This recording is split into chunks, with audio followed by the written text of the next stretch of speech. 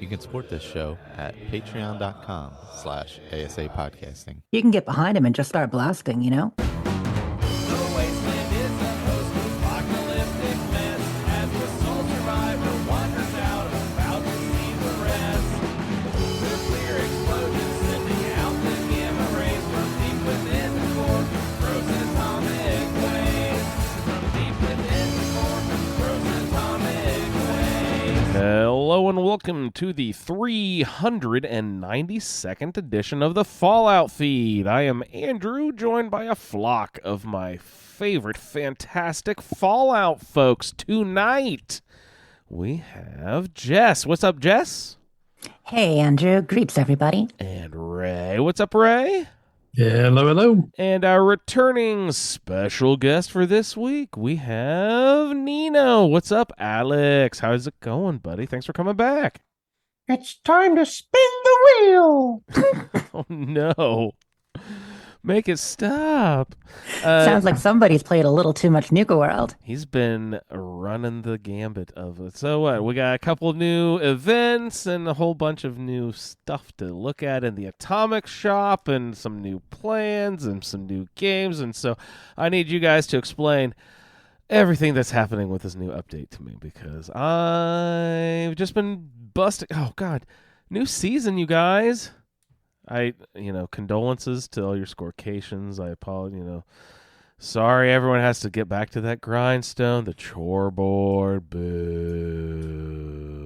I just have to shout Lacey out here, too. Lacey was all in chat with us, bragging about her work-life balance. Yeah. Oh, I just, take scorecation off and on, a week here and there when I want it. I don't do it all at once. I enjoy scorecation year-round whenever I want to. I just take scorecation off, la-di-da.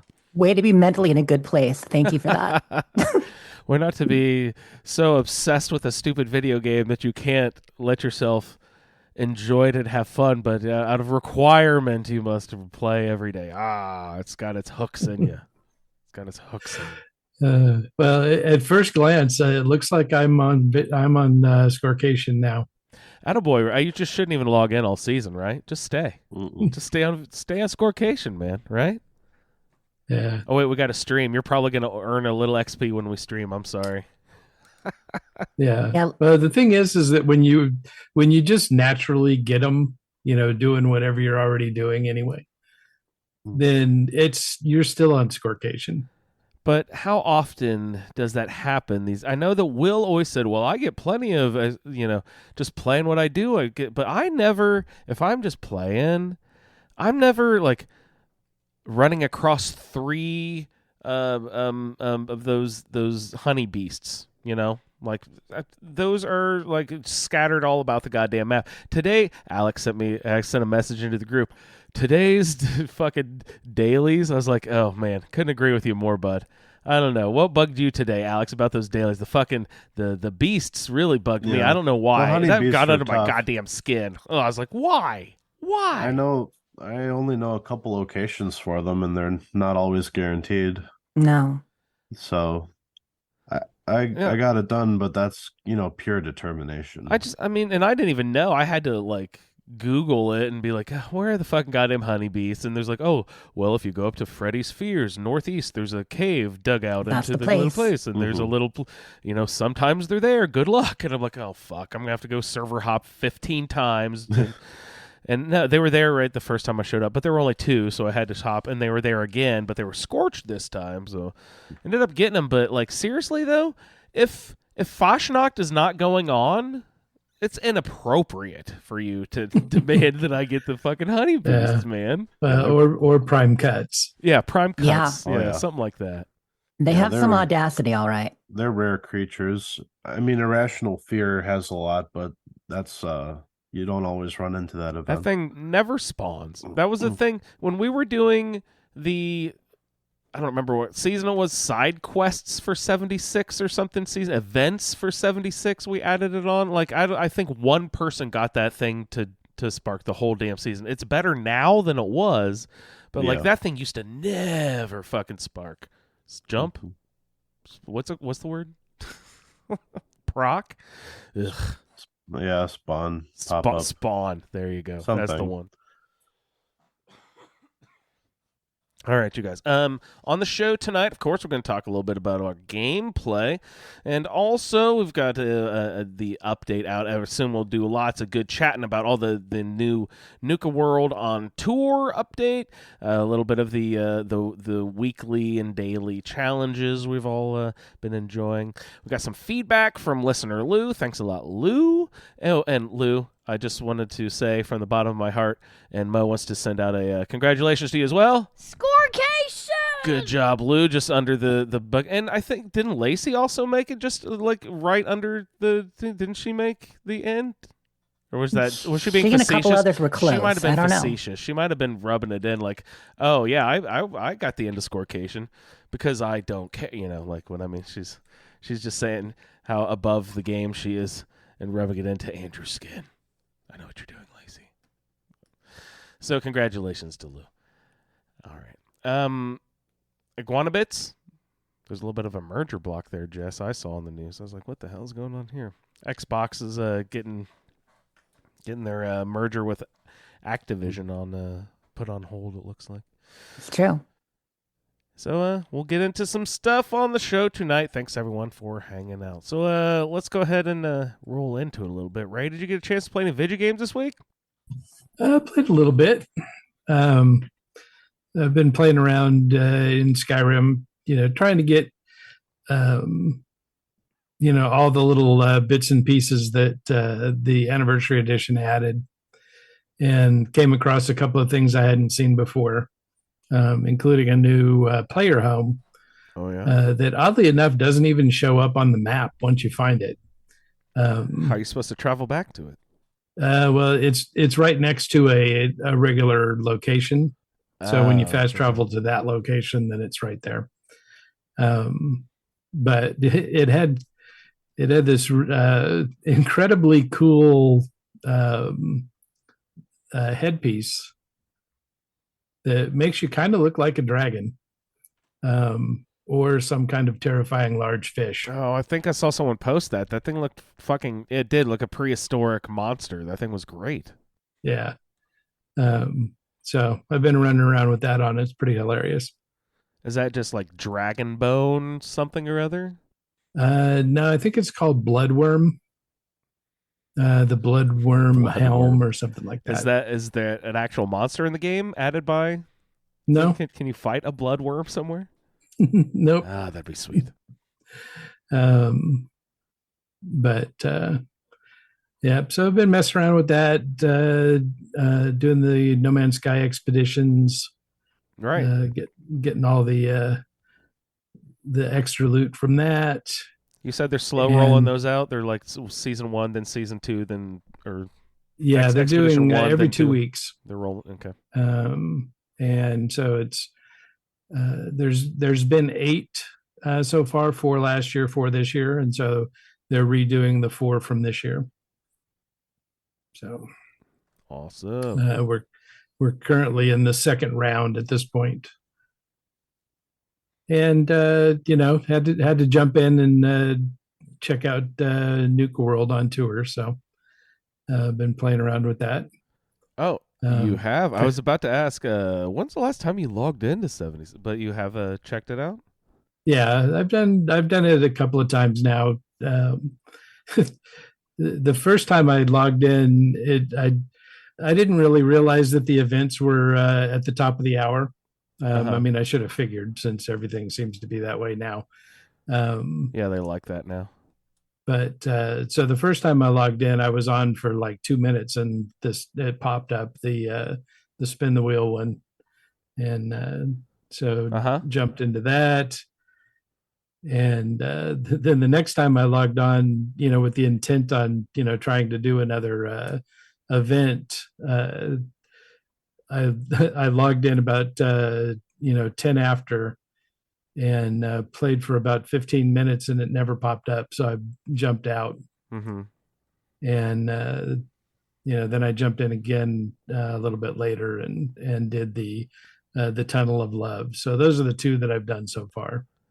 The spin the wheel and the Tunnel of Love. Yeah. Very cool. I walked all over the place, checking it all out, and it was kind of weird how little was going on, it seemed like at the time. But then I've discovered that that there's different events in different parts of this thing. So still haven't seen the mole rat though. Oh, you haven't seen that chonky big boy, that big moley boy? Yeah, he's a lot of fun. He is thick though. And it's funny. We'll talk about this when we talk about the fight later, probably with Alex and stuff, who's I imagine done it more than the rest of us. But I tell you, like from some angles, he's really not that dangerous. You can get behind him and just start blasting, you know? Well, which is good because I use the auto axe, so you'll be carving mole rat chunks in no time. So, and then having fun playing around in Fallout 1. Awesome. What have you been doing in that? Just running around trying to get in trouble. Stuff for next week, getting ready for the hub. Yep. Are you hesitant to do side quests and stuff due to the time restraints? Or are you still of the opinion that, hey, we have plenty of time, go ahead and explore the... Yeah, I'm thinking we still have plenty of time. Okay. I figure as long as I've got about 10 days to get back to the vault, I should be all right. But I'm also running two concurrent characters, one melee and one guns. Oh, wow. Have you paid attention? Is it like a day per square or something? Do you know? Is there a travel? No, I didn't really look at it that close. Okay. And interested to see like how long it would take you to walk from one end to the other.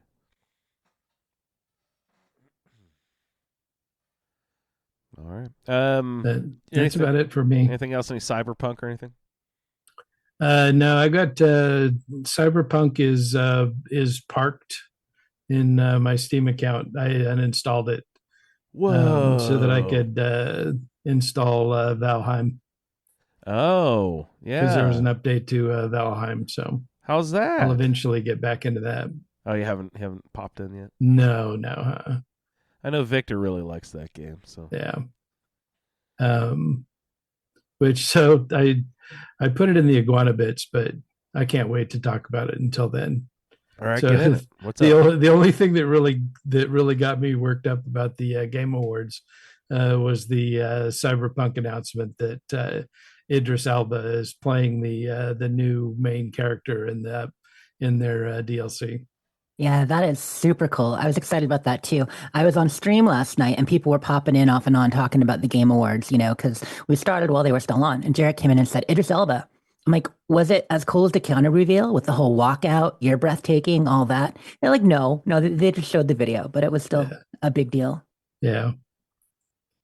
Yeah. So, so despite all the issues that they've had, trying to get their game to run on the old consoles, that kind of got them in trouble at first.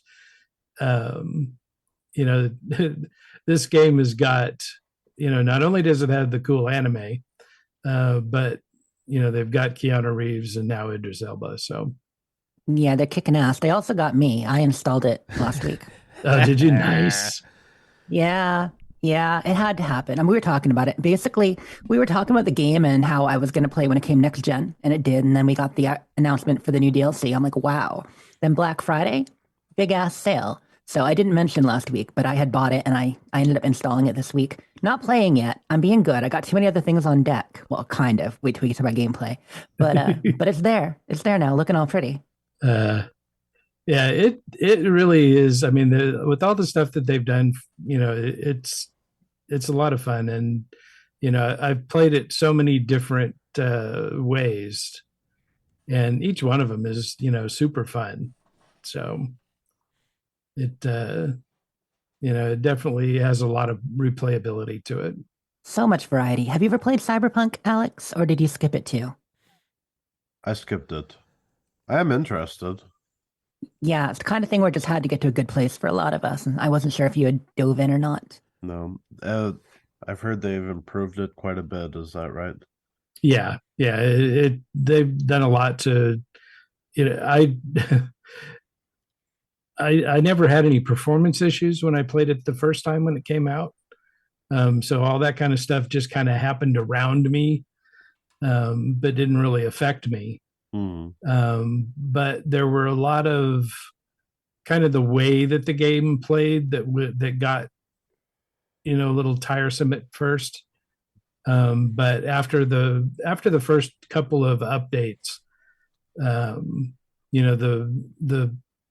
the playability and the replayability was vastly improved, and so then I went through a period where I played a lot. So yeah, I remember it felt like there was a good 4 months there where it was your primary game. Yeah. So it's got a lot of great story to it, and there really is a lot of different directions that you can go, with the game. It doesn't really force you down any particular path. I'm just psyched Nuka World on tour pulled you in a little bit, because last season, you got the first 10 levels for free. Right. on the season, and then you actually ended up playing again a bit, and you probably made it a good 20, 30 on the scoreboard at least. So that's good. I think I ended up at 22 or 23. Yeah. Back to Andrea's comment about getting score naturally. I do find that anytime I have a long play session, I'll probably get half of it, but I'm not likely to get a full 5 on the dailies without actually taking a look. No, I'd never get. And if I was ever going to try to get them all, yeah. And that's the thing. So because I'm not, I have no intention of getting to level 100. I just look through and see, is there anything in there that really makes, makes it interesting for me. And so this past season, it was the plans for the auto axe. Right. That was level 5 or something. And that was level 15. So yeah, well, it didn't take a lot of work to get there. We affectionately have called that item on the scoreboard the coveted item that everyone wants to get to, that is now known as the golden toilet, right? The last couple seasons So what was Lee in chat has a correction. What? It's not level 100, it's rank 100. Rank oh my 100. God. Okay. You know what? You only get half a shout out for that, Lee, because that's an annoying comment. Stop it. Yeah. That's that's what being on constant scorecation does for you. It lets you make up whatever name you want for stuff because you just don't care. Well, it must drive Lee nuts then when I talk about a new Vegas as a trait or a skill or a whatever the fuck. Drive people nuts. We are known for getting names wrong. It's all good. Getting into any other gaming there, Ray? No, that was about it for me. Sounds fun. I don't think we need to totally exclude all Nuka World talk until like a separate section or whatever. We want to get into all that during our gameplay too. That's totally definitely fine. Yeah. Makes good sense. Which two did you say you did, Ray? You did the spin the wheel one and the Tunnel of and Love. The Tunnel of Love, yeah. Did you have any opinions about either of those? Neither one was really obnoxious. Yeah. I found one of them definitely. I definitely did both of those. You'll have to remind me what the third one, because I've definitely done them all, I think, but I've had to be AFK for a couple. Shh, don't tell anyone. But yeah, I haven't done the one in the Wild West town. Yeah. Most Wanted. No, I haven't. No, I haven't done. I have not done Most Wanted actively. I've done that AFK once. Yeah. Sorry, had to. That's a lot of people's favorite, most fun. Most Wanted is most fun for a lot of people. Oh, speaking of bloodworms or whatever, Ray, aren't there bloodworms in Old West Town? Did they carry over the bad guys from Nuka World, from Fallout 4 over to 76? I don't know. I haven't done that one yet, but I don't think so. Oh, man. They didn't put them in. You that know would what? have been cool. I'm kind of sad, but thank fucking God, because those bloodworms, goddamn, they suck. Yeah, but they're good. If you take some of them to the vendor in Nuka World, he'll make some a of belt the or something. Calmex silk for you. Calmex silk, eh? Yeah. Using that a lot, Ari? Is that one of your go-to substances in Fallout 4? The Calmex silk? Huh? What's the Calmex depending silk? on the What's it on do the for you? playthrough? What's it do for you, Ray? The Calmex. I assume it's the same effects as Calmex. I bet, right? Yeah, so it also helps you with sneak. Oh, so well, you're good at those. Build a sneaky and it, character. Yeah. Yeah. So Sneaky assassin. 2 times sneak attack multiplier. Oh, plus good 3 Lord. perception, plus 3 agility, plus 3 luck. Yeah. Add that, like, what is that one? The Sandman that you do 8 billion times damage if you come upon people who sleep. I'm like, how often do you come upon people sleeping to have this card be useful? But, like, evidently it is. I don't know. Yeah, it's the side benefits that help. Yeah, the being able to kill somebody in their sleep doesn't really come up that often. I was just like, Matter of fact, you got to work really, really hard to sneak into someone who's sleeping. Yeah, exactly. Like that does not happen there. The go-to one was always you go into the to that clothing store right outside of Diamond City, and there's a raider that up on a balcony or something. I think the second or third floor that is always asleep on the mattress. And so you can sneak in and kill him. It happens so rarely. He remembers the instance where it happens. That's how unuseful that card is. Yeah. At least it has a day-night cycle, in some of the other games. you don't have any of that really, like real sleeping schedules in 76. No. Yeah, well, time doesn't mean a goddamn thing in 76. It's the same day over and over again. The same 4-day period every time you start your Pip-Boy, evidently. Yeah, the days don't advance, but the years do. Explain that. Nobody knows. Yeah, I was going to ask that last show, right? I asked that after we turned off the mics. I was like, what has happened to our date as we go? Because like when it first opened, right, it was a certain date, but then like each update, like Wastelanders and blah blah. I was like, wait, and Jess was like, no, the date has been progressing. But yeah, we're late 2104 now. We are late 2104. We were brought into 2104 by Still Dawn, Still Rain first half, and now with Expeditions and this, we're late 2104. So the year keeps progressing, but we keep living the same day over and over each time we get an update. It's like we're the same few days, and then it flips. Yeah, and it flips back again.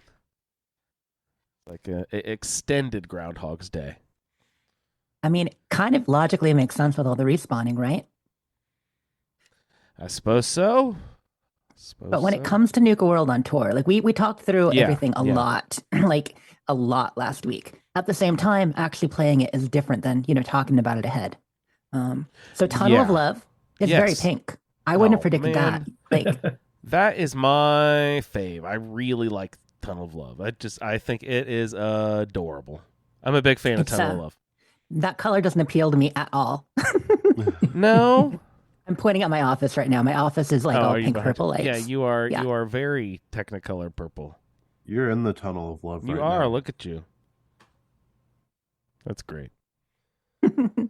But it's a lot of fun. I like the atmosphere. I like the design. I like the following the track and making the bride. And yeah, that's a fun one. I enjoy that one and Most Wanted both. Most Wanted, like was pointed out in chat, you are the bandits. You are the baddies. You're getting there, shooting up the town.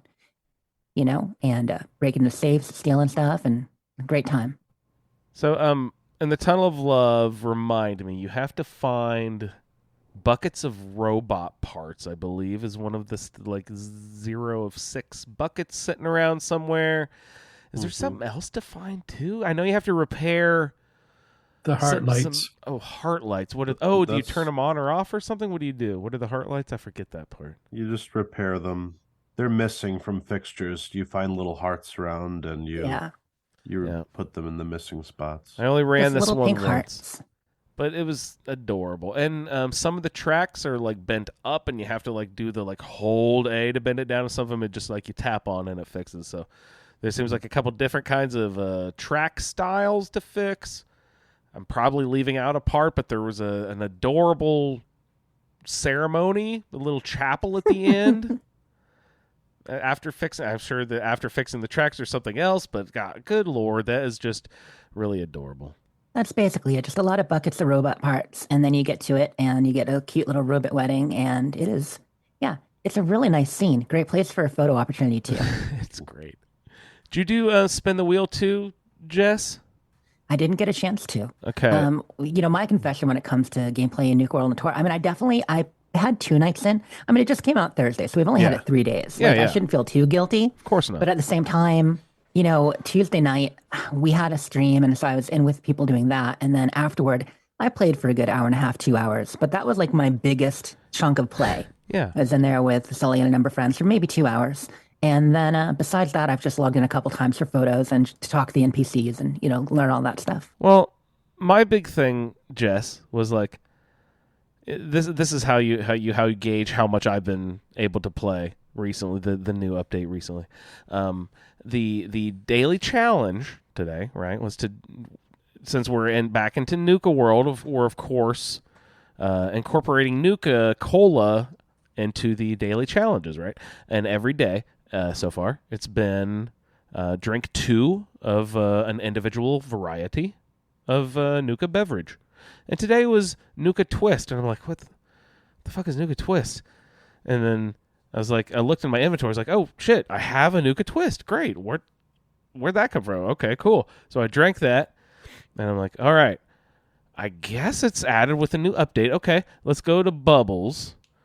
Because I've been to Bubbles the last couple days because I had to buy an extra Nuka grape or something like that, because the previous day was like drink 2 Nuka grapes. And so I went to Bubbles and I was like, no twist, huh? Weird. Okay. So now let me go. There was one of them was 2 Nuka Darks, right? A couple days ago. So you go. It's like, oh, you can craft Nuka Dark. Okay, so let's see. Can we craft Nuka Twist? No, can't craft Nuka Twist. Wait a sec. What the fuck is Nuka Twist? So I was like. Then I was like, is this out of this new machine, this new Nuka machine that you can build or something? And then Alex was like, actually, I think you can oh, get you them can there, get it can't from there? you? If you have that Nuka-Cola mystery machine, it is a possible drop. And then I was thinking about, what about your Collectron? When you put that on Nuka products, can you get it out of your Collectron station maybe? I don't know. But the whole fact of this whole story was the fact that I only had 1 in my goddamn inventory, right? And then Alex was just like, oh, you want some Nuka Twist? I've got like 40 in my inventory. I could give you 12. And I'm like, God damn. He's like, yeah, the rewards for the events. I've got like 700 of them. It's like, oh man.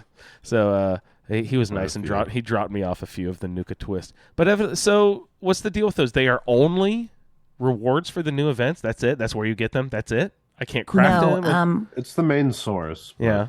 There are other ways. You'll be able to get for instance, the Nuka-Cola Collectron. So the Quantum Collectron, the new one, that can do Twist. So you can get that in your camp. And then the mystery machine, you can get them. Can you program any of the Collectrons to do that? Or does it have to be a specific one? You know how you can swap what different Collectrons do with other programming? Yes. Probably you can reprogram one of the others, but I don't know. I don't know. I haven't tried. Yeah, I've got the Nuka Collectron in one of my characters, but I haven't logged onto that character since this. Yeah. And I'm scrolling the list of vendor inventory, and I am not seeing Twist on any of the vendors, but it's possible. It's possible. Betty is mostly food, right? And she's the primary food and drink vendor. You think it'd be Bubbles, man? Well, Bubbles, of course. But yeah, with the new Twist flavor, I don't know that she has it or will have it. She should. Maybe it was added to her random. That's where I thought. And it just baffled me for a second until Alex came to the rescue. So, yeah. Thank you, Alex. Yeah. All right. Whose gameplay were we talking about? We're just talking about general spin the wheel. I wanted to see about Spin the Wheel. Jess hadn't played that. Ray, you said you did play Spin the Wheel. It was, as far as I can tell, huge, big spinny wheel in the middle. You punch the big button, and there's 3, one of each of the primary colors, statues that you have to defend, and the wheel spins and determines which bad guys come to attack. And then that's, I don't know, maybe 3 or 4 rounds, and then is that basically it? Just like the wheel determines, you got to spin it in between each round, and that's just about. Is that one's? I think I have done it, completed it once or twice. Every time you spin, it picks a random thing. So it'll either be enemies or there are little tasks as well, like find Cappy statues hidden around the arena. Yes, I did that one once, right? Okay. Yeah. And that one sounds awful. I like the big boss ones. They're really fun. Like, like 3 super mutant behemoths can pop up. Ooh, that's always there exciting. You go. Yeah, or 3 death claws or sheep squatch is one of them. I like the variety. There's a lot of variety of exploding rad stags. Is that one of them? Yeah. Oh wow. They cut. Oh yeah, it says avoid them, right? Yeah. I didn't realize that they were explosive. Yeah, they'll when they catch up to you, they explode. Oh, and catch the chickens is a fun one. Oh, that sounds great. I heard about the triple sheep squatch as being a bit rougher. I like it. Like the Rocky, sure. like the Rocky movie, like Rocky 3, Catch the Chickens. Like that's how you're training. Like there's chickens running. Yeah, you have to catch kind them. of. Yeah, that's awesome. And I did, like I mentioned, I did not get into the Western one. Jess, you play that one? Tipping. Did you go out? Yeah. Did you go out cow tipping? No, I haven't done any spin the wheel. I was gonna say spin the bottle, spin the wheel. The other one, the Western one, the blood. Yeah. Did you do that one? Yes, I did. I did that one. Okay, fun. Yeah, that's just shooting up the place and hitting some safes and getting all the loot you can, and then defending the getaway car a few times. That's fun. No, that sounds cool. I can't wait to do that. I haven't found the big jackpot thing yet. In there, there's one that gives you like a ton of the money. I haven't found it. It's just random which one it's going to be, right? It's not the same one every time, probably. Yeah, I think so. Yeah, I'm looking at the list. I don't necessarily see that. I just know there's the NPCs and the various safes you got to get, and the gold liberator buckaroos. Yeah. Sweet. The attendance has been so good at all of these that at a lot of them I can hardly find a task to do myself. Yeah. That's always the thing when they're starting, especially this, first couple weeks with new scoreboard plus everything new. A lot of people coming in. I mean, obviously you can hop to private and hope that, at least 2 or 3 friends hop with you so you're not doing them all by yourself. Mm-hmm. Even hit up a crew to do that. And that's fun probably. But yeah, I had the same thing, especially, I mean, like I said, the one night I played a lot was Tuesday night. And so it was just jam-packed. Oh, yeah. So we talked all the NPCs and stuff last week a bit. Let's see, we had Patricia, we had Betty, we had Dell and Pete, and getting to actually meet them and talk to them. It wasn't quite what I expected. It was great. They all have some lines, not a ton, and there's not really quests involved except for the one from Pete that gets you started on the whole Ultrasight Titan deal, which I guess we haven't talked about yet. Oh, no. But my favorite part of this, my favorite part of the update, besides the fact that it all just looks so good, and we talked about how there's, a good 100 rewards. Like there's so much stuff to earn, and it's dropping pretty fast if you're grinding it. And some plans, you can trade and give to people and such. And I'm sure, Alex and others who have been playing a lot are finding they're getting them quicker. Then, I'm like, man, this will probably last people 2 or 3 months. And maybe those last couple plans will, but they're dropping fast. But my 2 favorite things about it are not only are there all these plans, but so many of the items they added to create Nuka World on tour, you can get in your camp. So these aren't just like random plans of like, it doesn't matter. What is that thing? You see a cool sign, there's a good chance you can earn that. You see these awesome, like super inflatable, like bottles, strap down, tie down bottles. You can get that in your camp. You see playing cards on a table. You can get playing cards, and they are an awesome camp item. Yeah. You know what? I was so extremely disappointed by. What? Was when I found the hula hoop plans, I was like, oh my God, this is going to be You thought you were going to get a hula hoop animation? Awesome. This is going to be fucking epic. You know how I get onto the Mr. Rocket ride just to be idle and AFK? I'm just going to be hula hooping my ass off, just, waiting people to come by to see my shaking my thing. How did they not add a hula hoop animation? Like, oh my God, it's so, like, my mind is blown. It was so obvious to me that was going to be there. That it might have been a little too much. when it wasn't, I was just like, I can't believe they would even bother putting a hula hoop. Like, there's no reason to put the hoop in without the dance, right? Come on. Yeah, I mean, what do they do otherwise? It sits That's on the their ground. sole purpose in life. It sits on the ground. You can like loop it around your arm or something. You can play. Throw it on the ground. You can't even throw hats or whatever in this game. Throw a grenade. You can play target practice with it. I don't know. It's fucking useless. I was disappointed by that. There's an item you might like then, Andrew. I don't know when it came What out. is it? Just you might know the trampoline. Yeah, love the tramp. Do you have That a thing tramp is in your camp yet? hilarious. I don't know if I even have that. When was that in the Atomic Shop? Yeah, so that came out in the Atomic Shop as part of a kit back, I think September. Oh, Lord. Probably mid-September it came out, maybe beginning of October. I didn't realize or even know about the trampoline, and it is just amazing. I'm pretty sure we got it in the same kit where we got the Nuka-Cola, the first one, the truck that is also a cafe. Okay. It was in a bundle with that. It's really fun. Merging stuff with it can be troublesome because the animation involves 3 sides. You can merge in just the top quarter only. So if you're trying to blend it with something, that can be hard. You have to keep it in the top quarter. But yeah, it's a great animation. I love the climbing on, the jumping around, and getting off. It's a good one. And just real quick before we move on, I mentioned there were 2 things I really like about the update, my 2 favorite things. Second thing is the crafting area. The center of Nuka World on tour by the Nukacade and all that. Oh, yeah. You've got everything. So it's the reason I was talking about how great the White Spring Mall is now. But that's still an interior. And even though more people are using the White Spring Mall as a gathering place, a lot of people either weren't aware or just weren't bothering. But now with Nuka World on tour, you've got all the crafting and a scrap box, stash, legendary machine, all of that. I think the only thing it's missing is a gold bullion vendor. Yeah. Yeah, true player hub, definitely. Exactly. And the game needs hubs. Not too many hubs because the deal is too many hubs spread you out. And that's what went wrong with Foundation and Crater and then Atlas is that they all had some stuff, but none of them had all stuff. And they were all, spreading out the player base who still had to go back to their camps or their tents anyway to actually hit the scrap box. Then they fixed that with White Spring Mall and now this place. Now we've got 2 locations that are basically all inclusive. Let's not add more, but players use them. It's really useful because it's a great way to run into people in game too. When I first saw that, I thought that somebody had built a camp in the middle of this thing. Because it had that look, that platform camp. I think there is a gold vendor there, though. It seems to me I saw one. If there's a bullion machine, that would be killer. Yeah. I don't know if it was in that spot or machine somewhere in there.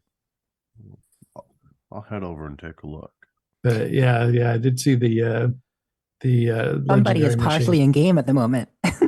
That's how I like to do the podcast. No, absolutely. Andrew does sometimes too. I mean, that's how we like to live our lives, really. Yeah. Yeah. Great for instant research. I only do that when it's like, Fashnacht or Meat Week or something like that. Need some plans, some rare fucking masks that have a 0.03% chance of dropping or some nonsense. Good Lord. Mm-hmm. No gold. The worst. No gold. I hadn't seen any unless it's around the corner or something. That's the whole vibe of the place is cool. They even have the change your perk station thing. Yeah. Well, that was one of our either daily or weekly challenges was to collect 150 gold bullion. Mm-hmm. And I had to go spend so I could make room so that I could get more. I was just like, God damn it, I'm at that 10,000 ceiling. I just don't have anything I'm not a power armor guy, so I didn't collect all the different, they have 80 different power armor plans over there in that vault. But I just didn't really care to do any of that. So I bought the solar armor. I don't even know what solar armor is. I was just like, I don't know. Is that power armor? Is that regular armor? I don't even know what that is, but let's get that. It's regular armor. I need to spend some gold. That's the armor that used to be from the Vault 94 raid. Yeah, the good stuff with the ferns. Your fern gully armor. Has plants on it. Oh, boy. Yeah. I mean, or thorns. Thorn armor is cool, too, but I like Swamp the ferns. Thing. That'll be fun. I still never forgive them about taking the plants off my mask. I got that mech legitimately by running it with Alex a couple times till I got Oh, expert. Totally legit. Yes. So It was fair. It was fairly legit. Only just a small little bit of It's helping. legit enough, yeah. Yeah. I still haven't done the big guy yet. Jess, you So said you saw the big guy. Have you done it a couple times? You and Ray both have not done No, I the haven't even Ultra seen Sight him. Big Boy yet. Nope. The chonky guy. I haven't seen a spawn yet. On how do you do that? You have to launch a nuke on a specific air shaft number 2 or something, whatever. Exactly. You know, like Yes. Yep. What's it actually called? The idea is smoking them out. You know what I mean? The idea is that you're kind of smoking them out, which makes perfect sense. By launching and the actual a nuke? name of it, by irradiating the area. So like the main air going down to the shaft where he is. I made staying. Made the snide comment to Jess in this abandoned mine shaft 2. Abandoned mine shaft 2. There you go. I made the snide comment to Jess that these guys who write these new quests just watch way too many Godzilla movies. And that it's true. What the fuck? Who on earth thinks that launching a nuke on something creates a giant mean version of something? Like it irradiates and kills everything in the area. It doesn't create giant monsters. Come on, let's get on with the kaiju. Come on. In the Fallout universe, it's giant monsters. And kaiju mole rats are fantastic. So I'm excited to see has multiple phases. The Ultrasight Titan, and Alex probably done it more, so he can explain it. But I'll just say that it's a lot of fun. He pops up. There are a couple phases. You have to you first pops up, and you have to kill some of the ads. And then when he emerges, all these Ultrasight shards come out. And now the thing to know about the Ultrasight shards, if you're just showing up and not doing it with a bunch of people, it might confuse you at first. You can't shoot them. In order for him to be invulnerable, just like with the pasta sheep squatch, you have to use the pylons to be able to eat the pasta. Oh, no. So for these, you need to break down the Ultrasight shards to damage the Ultrasight Titan. Yeah, you melee the crystals and then he becomes vulnerable. If you don't melee them, they won't break. So you can be in there, and I will confess, my first fight, I was in there with a shotty just blasting away, and nothing was happening. I'm like, man, what's going on? I hate this. And then someone came through with an auto axe. There they go. So I did better the next couple. I made those weak for you, dude. That was me. Yeah, I totally softened him up. Totally did that. That was all me. For you.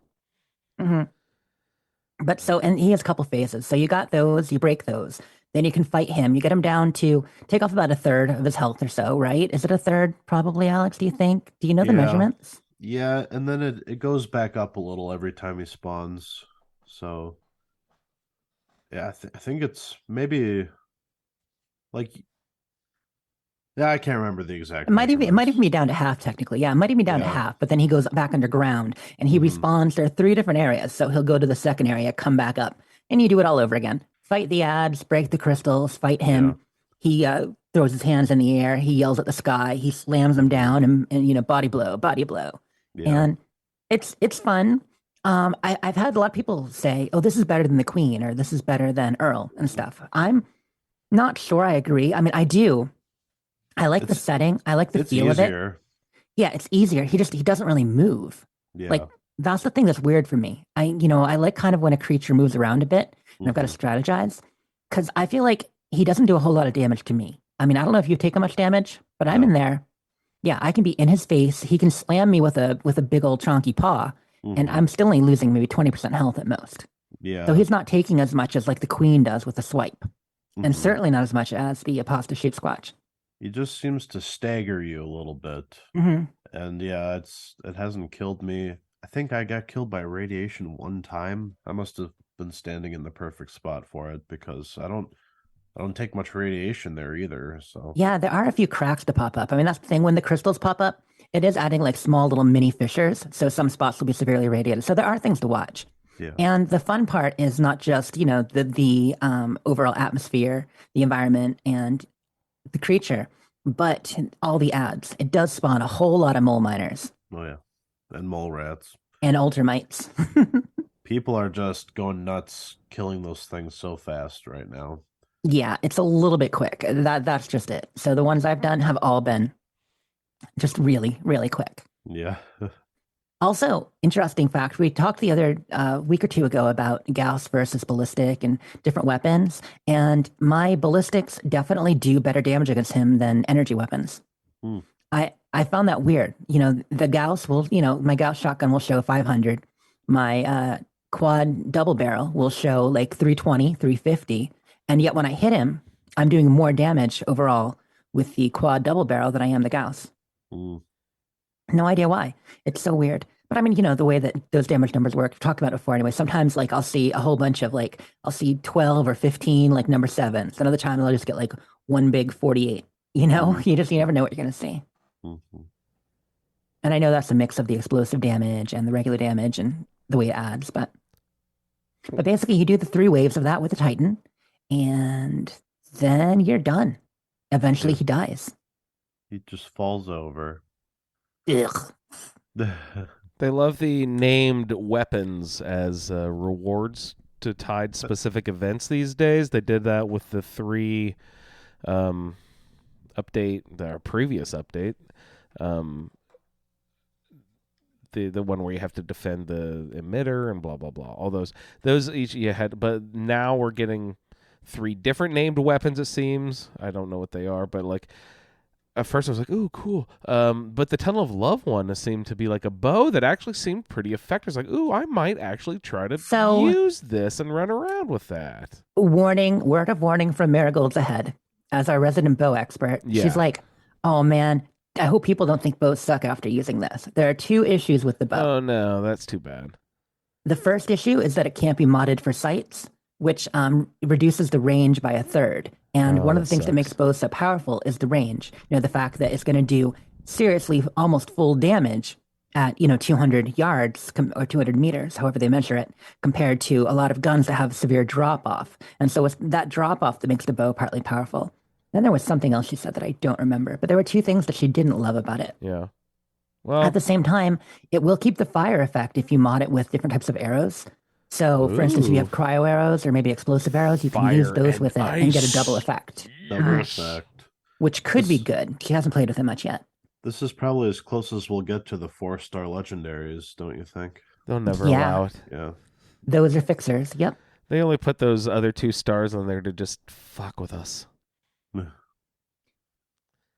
No, but Eric was I thought about Toxic using a bow. Fuzzball Eric.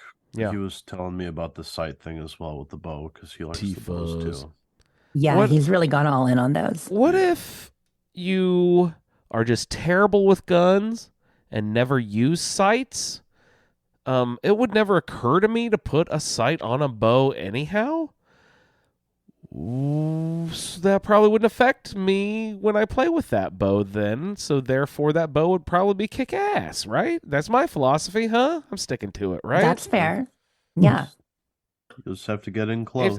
Guys, I seriously, I get a hunting rifle, I get sniper. I don't put a scope on. I take the scopes off of stuff when I get them with scopes. If I want to use the rifle, I use the dot. I don't like scopes. I'd rather look down the reticle of a gun than use any sort of sight scope. It's certainly conjecture on my part because I haven't tried it, but I would imagine that even with VATS, if you have the sight on the bow, the VATS reach is going to be farther than if you didn't have the sight. I imagine even if you're not using correct. But even without VATS, I'll still just look down the barrel instead of use a scope or whatever. I just don't like the zoom in. I just don't like it for some reason. I don't know. Anyway. So the problem with these weapons, you're mentioning that you get the special weapons. Yes. What's the problem? You're getting them every time you complete an event. You're right. So they're stacking up. The weapon for the Moly Moly is the grand finale. Is it heavy? And it's like a big old broadsider cannon. It's one of those cannonball guns. Fuck that, man. So you got to stop by the goddamn legendary machine every time you play the event. That sucks. Pretty much, yeah. It's like a 20-pounder or whatever. There's one in the middle of Nuka World. Oh, so you can see. You guys are like, oh, well, there's one. I've AFK'd a couple of these events, been to one. It's like, but I'm just nailing the dailies and been recording. Like, All right, guys. My daily gameplay is Andrew's been working on albums, his stupid band's albums. So that's what all my gameplay has been doing. So I don't really know anything. I didn't know that there's because of our conversation last week, we mentioned that it's located at like the Lewisburg Carnival that was there, right? Down in that area somewhere, right near the Lake Reynolds Carnival. Yeah, they're set up in their own space, but it's right near there. Yeah. But I still haven't been there to like run around and look at stuff. I just have like hopped straight to the exact event, and when the event is over, I resume my daily. So I haven't like gone and explored and walked around and looked and like seen what any of the side quests are, any of the new NPCs. Do we have any new sassy robots to talk about? Are there rolls of tickets to collect, or any fucking stupid annoying like new currencies to get to know? Like, you know. All that. I assume there's a new currency. There's an update, so there's got to be a fucking new currency. Yeah. What are we looking at? What's that? The Cade points. Yep. Buckaroos don't count as currency, right? Because they're just for the event. Just the event, yeah. Yeah. The Cade points, it's actually not bad. After you do a few of these events, you'll have so many that you can get everything. You can clear out the terminal pretty quickly. And what sort of great rewards are we getting with these easily acquired points? There are a couple camp items. There are a couple outfits. There's a weapon and a couple mods for the weapon. There are a few weapons. Not your fun new weapon you got. Where'd you get your fun new thing? What is your thing? You've been posting these videos where you're just Hey guys, amazing. Hey guys, look at this shot. Just like one little ploop, and then boom, everything explodes and disappears. It's like I evaporated the town. Goodbye. What is that thing? What is this amazing hand cannon that you've got? It's the thirst zapper. Was that moddable like that in Fallout 4 as well? Not with the weaponized quantum ammo. I don't think so. I do not remember weaponized quantum or Nuka Cherry ammo. Okay. Wasn't this just a goddamn squirt gun in Fallout 4? Yeah. Am I crazy? Am I crazy? No, it's just a squirt gun. Now you can weaponize it. Oh, good lord. And when you weaponize it, it becomes basically a missile launcher. Yeah, it does. So, I saw your videos. It's crazy. It's an explosive weapon. So yes. But it's like energy? Shooting grenades. No. It is a ballistic weapon that shoots. What is the ammo? It is they have new types of ammo that's called like Nuka Quantum Thirst Zapper ammo. Weaponized quantum ammo and weaponized Nuka Cherry ammo. Nuka Cherry. And then there's a Nuka Cola one too, just normal Nuka Cola. Easily craftable, or how's it you acquired? Have enough soda. Oh god. Well, you also need gold and silver, so it's not too easy to craft. Here's your ammo, Smith. Yeah. So you need your Collectron set to Nuka products. So that's basically what we all need to do. So get your Collectron set to Nuka Cola flavors and have them bringing all that shit home. That how did you get it? The plans or the weapon itself? How's that acquired? You get it from the Nuka Cade terminal, the prize terminal. Oh, that weapon. That is from that Nuka Cade thing. Yeah, I can go over all the rewards with you if you want real quick, Andrew. Sure. If I don't see it, I'm going to go one in there are multiple levels. The basic level, first one is just silly stuff, paddle ball, boiled water, empty bottles, like junk. Uh-huh. The next level is where you start getting real stuff. You can get a Nuka World on Tour shirt. You can get a cool-ass goldfish in a bag, which is an awesome fish. No way. What?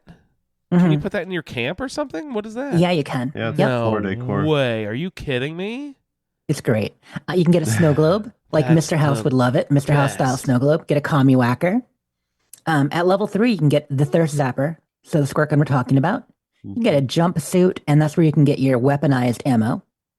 Then at level 4, you can get the Nuka World speakers, which actually, if you set up the speakers and they're in your camp powered, they will play music and shout stuff out from the Nuka World stuff.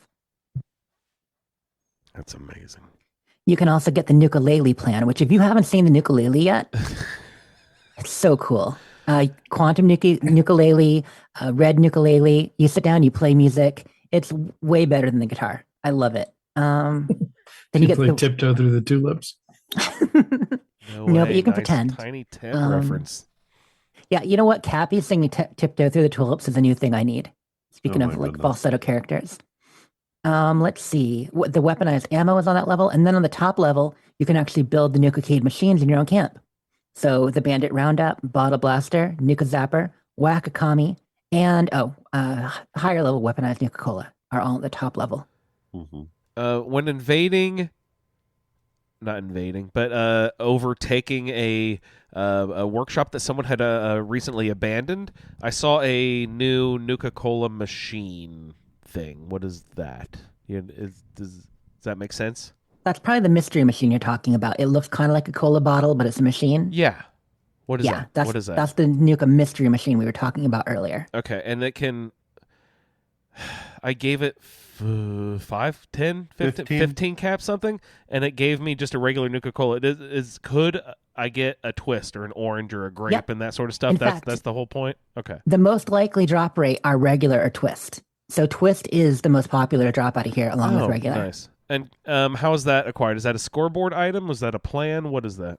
Scoreboard. Scoreboard, okay. Have I got that already? What level is that? I don't know that off the top of my head yet. I'm not that far on the board. I'm only at like level 4 or 5 at this point on the board.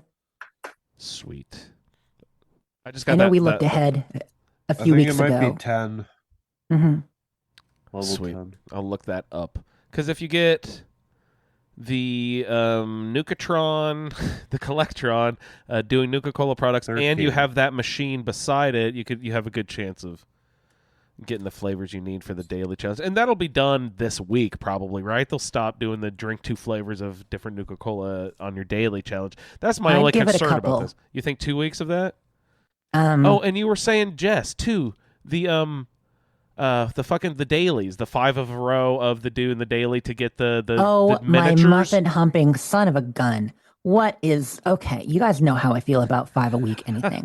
5 a week, like no. Look, we love the game. You don't need to force us to love it, okay? You strap me down, you make me eat applesauce. I hate eating applesauce. Ice cream, you could strap me down and make me eat. I'd be fine. 7 days is fine. Clockwork but most things, over here. Yeah. So basically, the free cam challenge. The free cam is very cool in the update. That's what we're talking about, where you can actually detach the camera from your character, build around your camp. But there's a challenge. There's going to be a different thing every day, and you have to get at least 5 of them to get the weekly. And if you get 2 weeklies, you get the cool ass Christmas Village. It is 2 in a row. I want 2 weeks of this. I thought it was just gonna be 1, but it is. You've confirmed that. God, that sucks. As far as I know, it's both. I'm pretty sure the wording on the earning it. I can go look it up in a minute. But yeah, last I saw, it was you had to get 2. And so I mean, the village is worth it. It's going to be awesome. But I don't like the fact because I'm going to miss one. It's not so much that I get angry about having to do it. I do a little bit, but it's really more that I know myself. I know I lose track of time. Yeah. I know I work and then I stream and I do other things and I don't remember sometimes until 1 a.m. or, next day when I wake up and it's too late. So don't you want a little tiny death claw to be eating some Christmas carolers? Don't you want that? I want all the clutter. Oh, there's so much cool stuff in this update, but the village is up there for something that looks really awesome. Quick thoughts on free cam. Yes. I like it. I don't love it. I have a question. After if you expand on that, I do have a question about it in a second. Go ahead. What are your do's and do not do's with I think I'll get used to it, but it's a little bit awkward. There are settings in the menu. So first of all, if you try the free cam and you're like, wait, I'm jumping around too much, I move too quick to the right, left, right, side, whatever. There are settings for how fast it moves, so you can change that. But the thing is, in order to go up and down, you use the triggers. Aha. And traditionally, when build mode, the triggers spin objects. So I was very confused by it for a while and didn't think I could use it. But there's actually, if on Xbox, if you press Y, you can swap between the 2 modes. So you can actually switch it to rotate or up and down. So you can go between them. So I think it's more muscle memory that's trouble for me right now. But it is different. Honestly, I really do like it. But I'm not used to it enough to say that I love it. But you can build places you couldn't usually without falling. You know how when you could first do free build in shelters, A lot of times you'd place stuff and it wasn't actually touching the floor or actually attached to the wall. Yeah, floating. Get that issue with FreeCam too. So it's just a case of, learning the feel, I think. That was my first question right there. You nailed it. Was the triggers. I was like, oh, what the fuck? I don't understand why. I love the introduction of the new mode, but you don't need to also, when you introduce a new mode, fucking change all the controls for like. Let me still spin it with my left without having to toggle Y and change screen and blah blah blah blah blah. Right? I mean, just right. Don't fuck with the controls. Right? They needed a way to let you go up and down, which I get. Yeah. But in regular build mode, the D-pad, you raise or lower items. Yeah, you raise and lower items using the shoulder buttons. So if you could just raise and lower the camera with shoulder buttons, that would fit in muscle memory what we already know. Yeah. That's my opinion, but I'll get used to it. Yeah, I just haven't played with it. So there is a toggle button, and because that was my big thing. I was like, well, shit, I can't spin things now. Well, fuck this. And the only reason I was doing it was because it's like build 15 floors, and all right. So we got 2 comments in chat. Yes. First of all, Clint says it's much easier on keyboard. Sorry, suckers. Suckers. Yeah, I know you have extra buttons. Pushing my buttons with comments like that. And then we got Alex. You actually chimed in with chat with some info for Solior had asked about. Can you get plans in order to build the thirst zapper? You have to scrap it. You have to scrap thirst zappers to learn how to craft the thirst zapper. So you buy thirst zappers, you scrap them, and then you can build more eventually? Yeah. Do you get any plans to make mods on it? Do you remember? No, not that I know of right now. Yep. That makes sense. I didn't think I saw that either, but who knows? I mean, things will change and we're still learning. But overall, love to mod it. That would be cool. Yeah. So the fact you can mod it with the ammo already is pretty awesome. Didn't you just say you're building it and scrapping it? What's I thought that would be to learn mods. What are you scrapping it for? To learn how to build the thing itself, because the first way that you get it is straight from the terminal. Right. You just get the gun. You don't get the plan. So then you scrap it to learn how to. You can then craft it at a weapons bench. Scrapping it then gives you the knowledge how to build it. Yes. Okay. Weird. Why didn't they just give you a goddamn plan? That's strange, huh? It is strange. Yeah, I agree. Right. They could have just given us the plan in the first place. That's weird how they deployed that. Yeah. Whatever the word is. They've done that before with stuff. I can't think of it right off the top of my head, but I can remember that we had to collect items and then scrap them to be able to learn the plans to be able to make them. Yeah, you're right. They have done that in the past. Is the paddle ball like that? I don't remember at this point. Yeah. I don't think that's not the one I was thinking about, because there's no way in the world I would have bothered. It's so much fun, though. It's so much fun. But so just to jump into my gameplay real quick. So we were covering a lot of it there, and that's most of my 76 gameplay was doing stuff for that. And then, camp stuff. I actually hosted a fun challenge this week. Instead of doing everything camp, I did one of my fundraisers for Fallout for Hope, and we did Flip This Camp. Woo! And it was a fun special. I did it for the first time last year. I revamped it a little bit, did it this year again. We had 4 competitors, and basically I put down a really crappy camp and had them blueprint it, and then they each made their own copy, and we gave them an hour to flip it, with some special instructions. That's so genius. Family crimes. It was a good time. Yeah. I was pretty proud of it. And, our builders did great. One of the fun things to see is all the diversity. You know what I mean? You tell them, you give them a family. So like this year it was Derek, Lorena, and their daughter, Katie. And, the kitchen was utter garbage, and they wanted a bigger kitchen with a little bit of light. They wanted more light in the kitchen. They wanted a place, for if company came over, to be able to socialize and maybe do an activity together. They wanted a workshop or a craft area, and they wanted more privacy in the bedroom, because right now it was just, beds for them and their kids right next to each other upstairs. It was all open. So I gave them that challenge, and they had an hour to build. And, during the thing, we chatted a lot, did a few events in the middle, kind of talked to this and that. And my favorite part, though, like 10 minutes to go, we had the Pip-Boy started buzzing. I picked up, and it was Derek, and found out mother-in-law was coming to live with them. So they had got an extra 10 minutes and they had to build a mother-in-law apartment too, or somehow fit her into the camp. Yeah. Oh no. It was a good time. Anyway, so that was my big camp thing, but those kind of competitions are always fun. And we had a bunch of friends come out. Some people hadn't even ever shown camps with us before.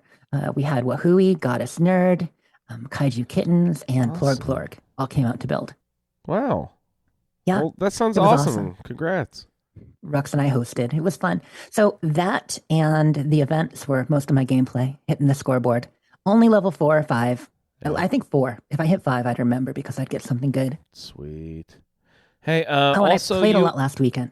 Yeah. Sorry, I was just gonna say you and Shalene were on a podcast. A game. You played games about games. Yeah. So Sunday, Shalene and I jumped on a podcast called The Leadist. I've listened off and on for a while, and they invited us to come on. And yeah, the whole idea of the podcast is games about games. Basically, it's a trivia show. They touch a little bit of news, but they don't just talk about the news. They'll do, a bit of trivia about the news and then talk about it. And then there are different games. It could be a music game, could be a guessing game, a trivia game. Essentially what we do. I told them about Scream at Your Phone and Pigcorn and some of our favorites. They were like, oh, you silly, silly amateurs.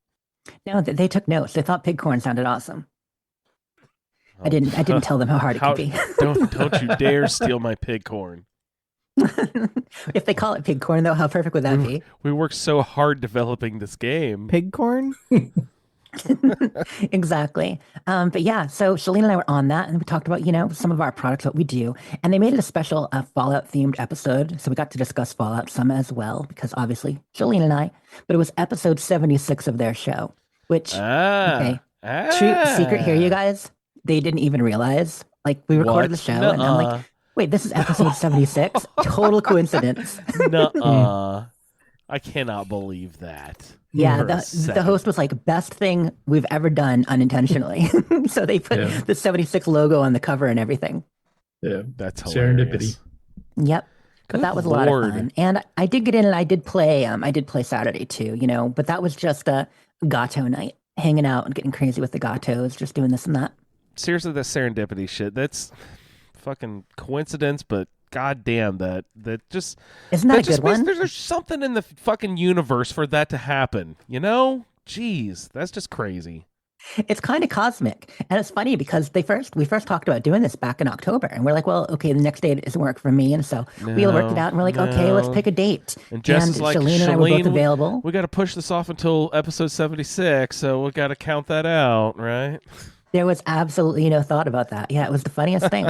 But it was a great show. It was a great show. I had a lot of fun with them. I also ended up, I was hanging out with some of you guys from Nukapedia again, talking to Agent C this weekend. And I did a little interview with Nukapedia, talking about the Fallout feed and the 76 community and such. So that'll probably be on a podcast coming out later this month for Nukapedia as well. Do you ever stop?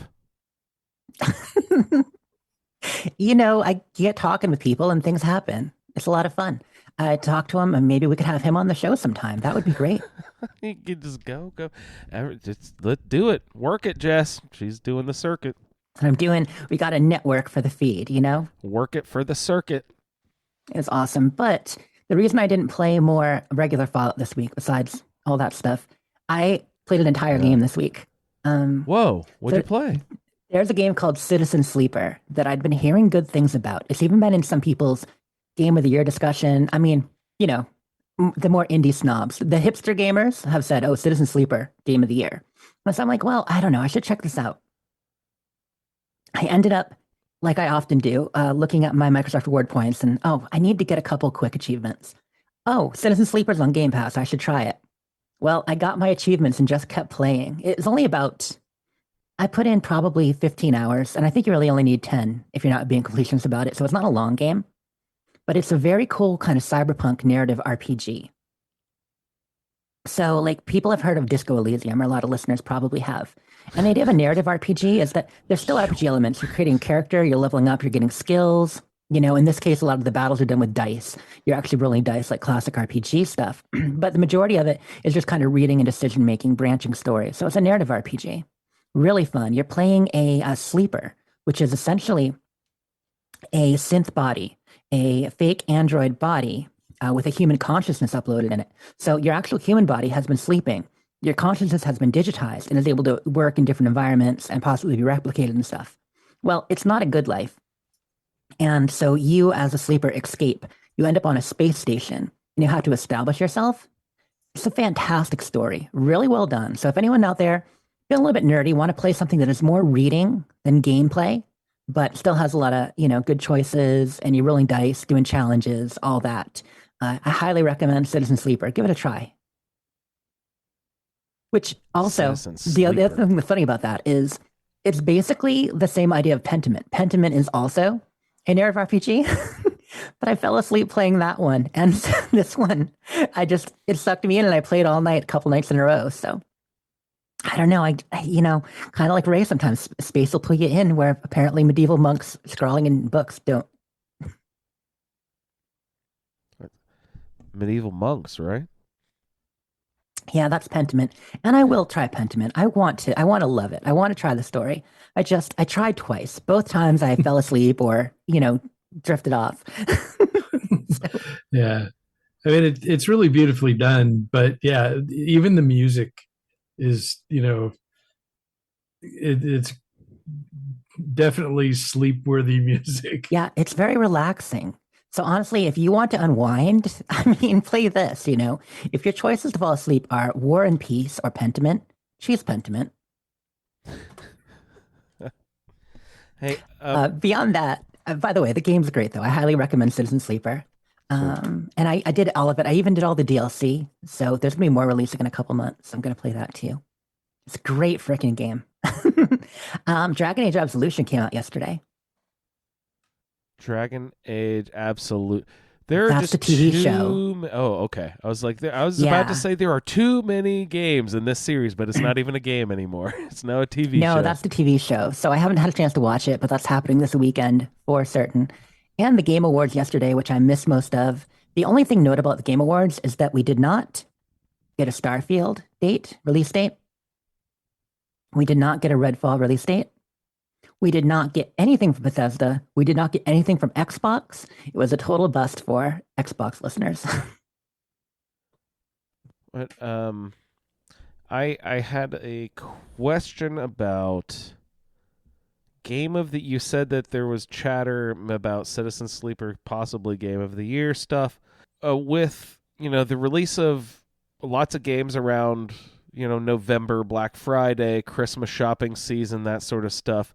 I assume that their cutoff date isn't January 1st for Game of the Year because that would only give a month for a lot of games to be considered. Like, how does that work? Game of the Year and all that, really?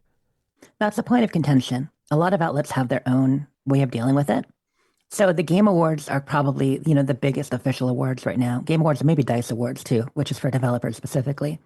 Game Awards have a cutoff, I think, of December 1st or maybe December 5th, but it's somewhere in there, maybe even November, and like the end of November. But then after the cutoff, everything's considered next year. So things that come out the rest of the year in December could be considered next year. That's almost never happened. I think it happened for a Mario game once, but most of the time, if you're releasing in December, you're never going to be nominated for Game of the Year for Game Awards. For that but year, a lot of other outlets are a little more, I hate to say responsible. Yeah. But, it's more appropriate to do it after Christmas or in early January. So, IGN, most of the big review outlets tend to do it beginning of January. Yeah. And stuff like the DICE Awards, which is, did the developers awards, that happens usually February, I think. Yeah, that was my next question. If game developers then, or producers or whatever the appropriate term is, then plan the release date of said games based on when blah, yeah, blah, they do. blah, blah, blah. And I also think that's why Game Awards happen when they do with Jeff Keighley, is because it's not just an award show, it's also a marketing vector. Absolutely. And so if they don't get it out early December, you won't hear about the games that won for Christmas and sell more games. So, not to... Right, that's a little cynical of me, but it's the truth. No, absolutely. That makes total sense. And we're tongue in cheek over here and chiding the game, but we want the game industry to thrive. We don't let's not fool ourselves here. Totally. And I shouldn't say there was nothing for Xbox fans. Of course, a lot of the games shown that either up for awards or that are coming out when they, show new trailers and announcements and reveals, etc. They will be on Xbox, but it was all multi-plat stuff. I was just really disappointed that there wasn't more Xbox-centric stuff. Avowed from Obsidian. Well, all the Bethesda stuff. You want Bethesda stuff specifically. We want, Elder Scrolls 6, and we want Starfield specific release date. Yeah, that's too bad though. I'm sorry. Yeah, exactly. Was Jerry? I didn't get to watch upset? Much of it. Jerry's always my game, game awards guy. Jerry always posts about it. He didn't really show anything. Was he pissed off? He actually hopped into chat last night to tell us about some of it, and a few other friends did too. Was he excited by anything? Geez, I'd have to scroll back and see. He was more disappointed about the lack of Xbox information that's too too. Bad. Yeah. People saw some things they like, but not a whole lot of stuff. The first acceptance speech was like 15 minutes. It was too long. The other thing people are talking about is a kid kind of crashed the game of the year, which, if you guys don't want to know, spoilers, count of 5, plug your ears. Okay. You've been 3, warned. You've been warned. 1. So Elden Ring won game of the year, of course, as we expected. Gasp. And during the acceptance speech, after Miyazaki stopped speaking, a kid ran up and went on some kind of weird rant and just totally stormed the stage. And got, he didn't get carted off until after, but it was a bit of a security lapse, kind of an odd thing to have happen. And that's probably the thing people are talking about most. I can't believe. Okay, unplug your ears. Yeah, welcome back.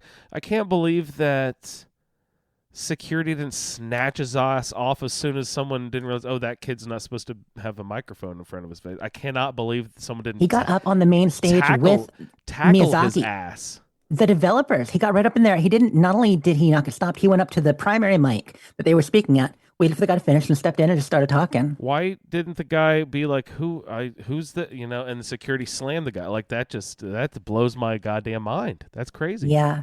Yeah. The developers were kind of polite and flummoxed. Wow. That could have been really ugly or bad if that person was dangerous at all. You know what I mean?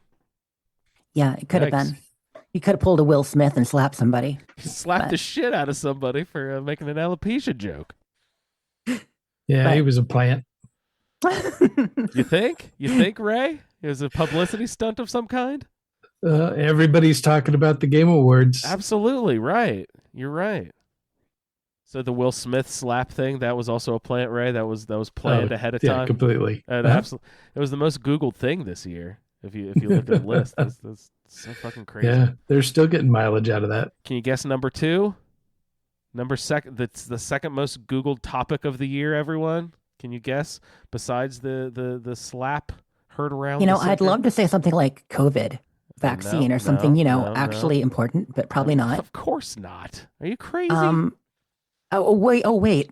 When's the next update for Fallout 76 coming? Everybody cares about that. Yeah, absolutely. Right, cool. No. It was, of course, the goddamn Johnny Depp and Amber Heard bullshit. Oh, God. Yeah, exactly. I'd say I forgot about that, but I mean, who could, right? Who could fucking forget about that? She shat in his bed. Come on. All right.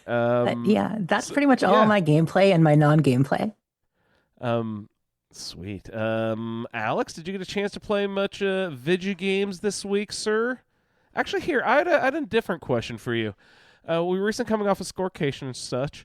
Although I do see you in the game plenty during off-season time, do you have a secondary game you play? What's your Scorecation like? What are your other things that you do besides Fallout 76? This previous Scorecation, I didn't have any other games that I can recall. I might have played Pokemon Arceus for a moment, but besides that, I was doing a lot of hiking. Oh, yeah, you're posting awesome pic. Bloomington is just lovely in the fall, so. And I've been shedding my body weight. Yeah, you have. You've lost a lot. Yes. You've lost a you. Yes. So, no, not as much gaming during this last Scorecation. 76 is my main game right now. Yeah. As I remember, you played maybe like Destiny 2 or something with buddies. Oh, yeah. One or another. Yeah, they're, I can't remember when now, but when they brought the King's Fall raid into Destiny 2, I played that for a month. Yes. Yeah. That one didn't hold people as long, did it? I don't know. I guess it depends on who. I think some people never stop playing it. I have to stop because I get the burnout big time. That game stresses me out. As much as I love it. I do love it, but it gives me the stress. Well, you say raids and stuff. Like, you always took me on the raids when we had those back in the day here in Fallout 76, but then you were like, oh, this is what Destiny 2 is like. I'm like, I could not handle this. This is just awful. Destiny 2 is much more stressful than... Oh, my God. Yeah. Kind of the opposite reason you play games. I can't do that. Yeah, it's hard work. You have to execute perfectly and work together as a team, sometimes with people you've never met, so that can be... Oh, Lord. Yeah, that can be troublesome at times. You failed your position, soldier. Go fuck yourself, sir. Oh, yeah, you get in big arguments, for sure. And then if you're throwing, raids together with people you know and they don't show up, then you get quarrels of that sort. It's brought out the worst in me at times. Yeah. I'm sure a lot of people. I mean, it seems like a really cool game. A lot of fun, it's good beautiful. Shooting, all that stuff. But... If you play it casually, it's it's nice. So, Scorecation, you didn't really. You said you were out hiking. Congratulations, that's way better than sitting around playing video games like me. How do you, when a season is coming up, Tuesday at noon when the servers are going down, when that time is approaching, how do you do anything to prepare, get ready or whatever for the next season before it pops up? Do you like the night before do anything, or you're just like fuck it, roll into it? I make sure I clear my previous scoreboard because I always leave stuff on there just in case, like the currencies I save for if I need them for anything. Yeah. So I just make sure I clear all that out and I get my weight down because usually with an update or a season, there'll be new heavy things to carry around. Absolutely. Yeah. So I do that. I just make sure all my weapons are repaired. I know a lot of people like get their relish made and stuff. I don't actually do all that. Yeah. I feel like I get enough XP with just from my armor and the way my build is set up that I don't need to craft a whole bunch of relish or anything. Your armor, how does your armor earn XP? The unyielding armor gives you intelligence, and that greatly boosts your XP gains. Oh, right. That makes sense. Yeah. Yeah, that's why the bloody people level the fastest. That's the one of the perks of being those blooded with the unyielding. Yeah, that's all I did this go round to prepare. Cool. Oh, by the way, I just have to quickly mention that challenge: eat a cobbler, which is not a pie. Which is not a pie. That's a thing, evidently, huh?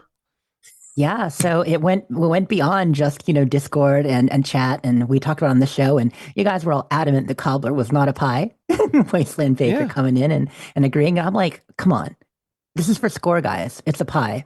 Well, no, apparently it's not a pie, and the devs wanted to make sure people knew as well. It's like, it's of course, it's like, we're all snake eating its tail, listening to our show. We're bouncing off of them. It's not a pie, right? Oh, come on. That's so great. I chuckled to myself when I saw that. I was like, That's great. Yeah. So what's next? Eat 3 meat-based meals that didn't previously wear armor. Yeah. Oh my gosh. If they start letting cannibal food count as meat, that'll be great. That'll be excellent for you, Ray. What other, besides cranberry, is there like a blackberry cobbler? Is there like the Starlight berry cobbler? And stuff? Yeah, Starlight. Starlight. Are there other ones? I couldn't remember. Yeah, cranberry is just the easiest one. So there's a bunch of new food with Nuka World on tour. Oh yeah, I assume there's a bunch of drinks. But what? Oh no, wait. There's a fucking not hot dog on a stick. There's something. What is that? Yeah, the Nuka dog. Nuka dog. Yeah. Is that it? Yeah. Right. Yeah. Does it look like a bottle of pop, but it's a meat product? Is that what is going on I think there? It's supposed to be kind of like a corn dog, but it's shaped like a bottle of pop. It's one weird glizzy. Yeah. Glizzy. I've heard that all over the place. Where did that term come up for hot dog? And because it's been all over the goddamn place recently. What? Jeez, that's crazy. I have no idea. I think some boardwalk. I just people are calling them glizzies, and I think it's spread. Yeah, it definitely it's spread all over the place. I've heard Cracks that a lot me up. recently. I like the word though. Yeah, you've got the what is it like the there's the stuffed gulper foot. Right, right. I've seen that. What's the big ass bear claw? Like the bear claw paw thing? Yao Guai pastry. Oh. Yeah, I ate one of those last night. That's one of my favorite things. In real life, a bear claw? Fuck. Bear claws are great. Oh, man. Get me on one Rad of those. roach on a steak. Yeah, that one's not so good. On a steak? No. Gross. There are Brahmin burgers and carnival pie. Are you making you hungry yet? Carnival pie. Carnival pie? I'm a little scared about what could be in a carnival pie. Well, the ingredients, if you're going to cook it yourself, are 3 melon, 3 sugar, 3 Meyerlurk eggs, boiled water, and wood. And not that weird. Pieces of a dead clown. Yeah, I think it's essentially like a fish quiche. Oh, that does sound gross. With melon? Fish quiche. Gross. Yeah, okay. The more I think about it, the worse it is. I'm sure Ray's like, oh no, I have this Korean place and they make a great fish quiche. It's yeah, awesome. With a little bitter melon. Mole rat jerky if you want to save some for later. Yeah. All right. So, what other new foods is that? Have we always had fried radroach on a stick? Not on a steak. No, that's new. And fried. I love how you're saying that. Stick. That's new, and the rad scorpion kebab is new too. Yes. Any new pop flavors besides Twist? I don't think we got anything new there. Any do we have a production machine, a cola machine that you can build in your camp, that like a mix machine that we had in 4? Do we have anything like that in 76? No, I don't think we do. No. Okay. Just that new mystery machine. Okay. Yep, you've got that, and then what the Collectron brings in and such. Yeah, right. Cool. So I'll set that up. That's a good plan, at least for this week, probably the next couple weeks, like if they do 2 drinks flavor every day. All right. Alex, what were you getting into inside of the game of 76? Tell us about your experiences with like the new events, the new Nuka-Cola stuff, the Nuka World on tour, your new season, what your thoughts of the new daily challenges, new weekly challenges have been so far. What have your the last couple days? What have been your whole deal with the game? Been doing the events a lot, especially the giant Ultrasight Titan event. How? I haven't even seen it spawn. Are you going to launch it and doing it yourself? I've launched a couple, and I've been in servers where people launch 3 of them in a row. Really? I haven't even seen it yet. God. People hardly stop. Yeah. I will launch you one. Yeah, it's an easy event. Yeah. I was just thinking about that the other day. I was like, oh, maybe I'll go launch a nuke to do this new thing. Holy fuck, when's the last time I launched it? It's probably been at least a year, maybe 2 years since I've went and launched a nuke myself. I just don't do that anymore, you know? And when's the last time you went on like a what the fuck is the term? A nuked flora run. A nuked flora run around White Springs or something like that. You know what I mean? Do people do that shit anymore? Some people still do it, but I haven't in a long time. Yeah. I got all stocked up back in the day, and now I'm good for a while. Yeah. It's a sad day when I'll have to go start doing that again. Yeah. Yeah, so this new stuff, as a whole, the rewards are just incredible. So playing for all these new things has been really fun. And the rewards being more worthwhile is pretty excellent, especially the weapons. I feel like these named legendaries we get are usually pretty awful, but these new ones, they're not the best weapons of all time, but they're all, I'd say, pretty functional, useful items. Like, I would use all of them in different scenarios. Yeah, I actually look at them and consider it, because usually it's just an immediate, oh, that's going into the legendary machine. But, like, I actually looked at the bow and I was like, why might use this? Yeah. The submachine gun is very good. That's pretty sweet. The love tap. Yeah, it's a good roll. You got the vampires faster fire rate. Yeah, That gun nice. already shoots pretty fast, so with the faster fire rate, it's really snappy. And the submachine gun has a big magazine, so you can just really like lay into things with that. And you can mod them all up. I did feel Yeah. like all those rewards are decent. The only thing that's negative about them is the fact you just get them over and over again. Yeah, You know, with that, you just gotta start dropping them on the ground. throw it on the ground. That's how you solve that one. You just have to be ruthless. Be like, I already have this. I've Yep. already script all I can script for today. I'm just gonna drop this on the floor. Yep, or sell it. You know, if you got some of the 1400 caps left. True. Can you sell those? I think you can. Yeah, I think so. Cool. But yeah, that was a weird thing. I feel like they're trying to recreate what was so special in, like, you know, weapons in 3 and 4, where we remember the names. We're like, oh yeah, that playthrough I used Chance's knife. Oh yeah, that playthrough I did nothing, you know, but Overseer's Guardian. You know what I mean? Like these named weapons, but it's not quite like that in 76. It just can't be. It'd be hilarious if they went through all the trouble to actually go through that big ban from a couple weeks ago and actually take away all of these like legendary legacy weapons and then just start giving them to us back in the game via like named weapons at these events. That'd be hilarious. Oh, sure. That would be funny. Do it, guys. Come on.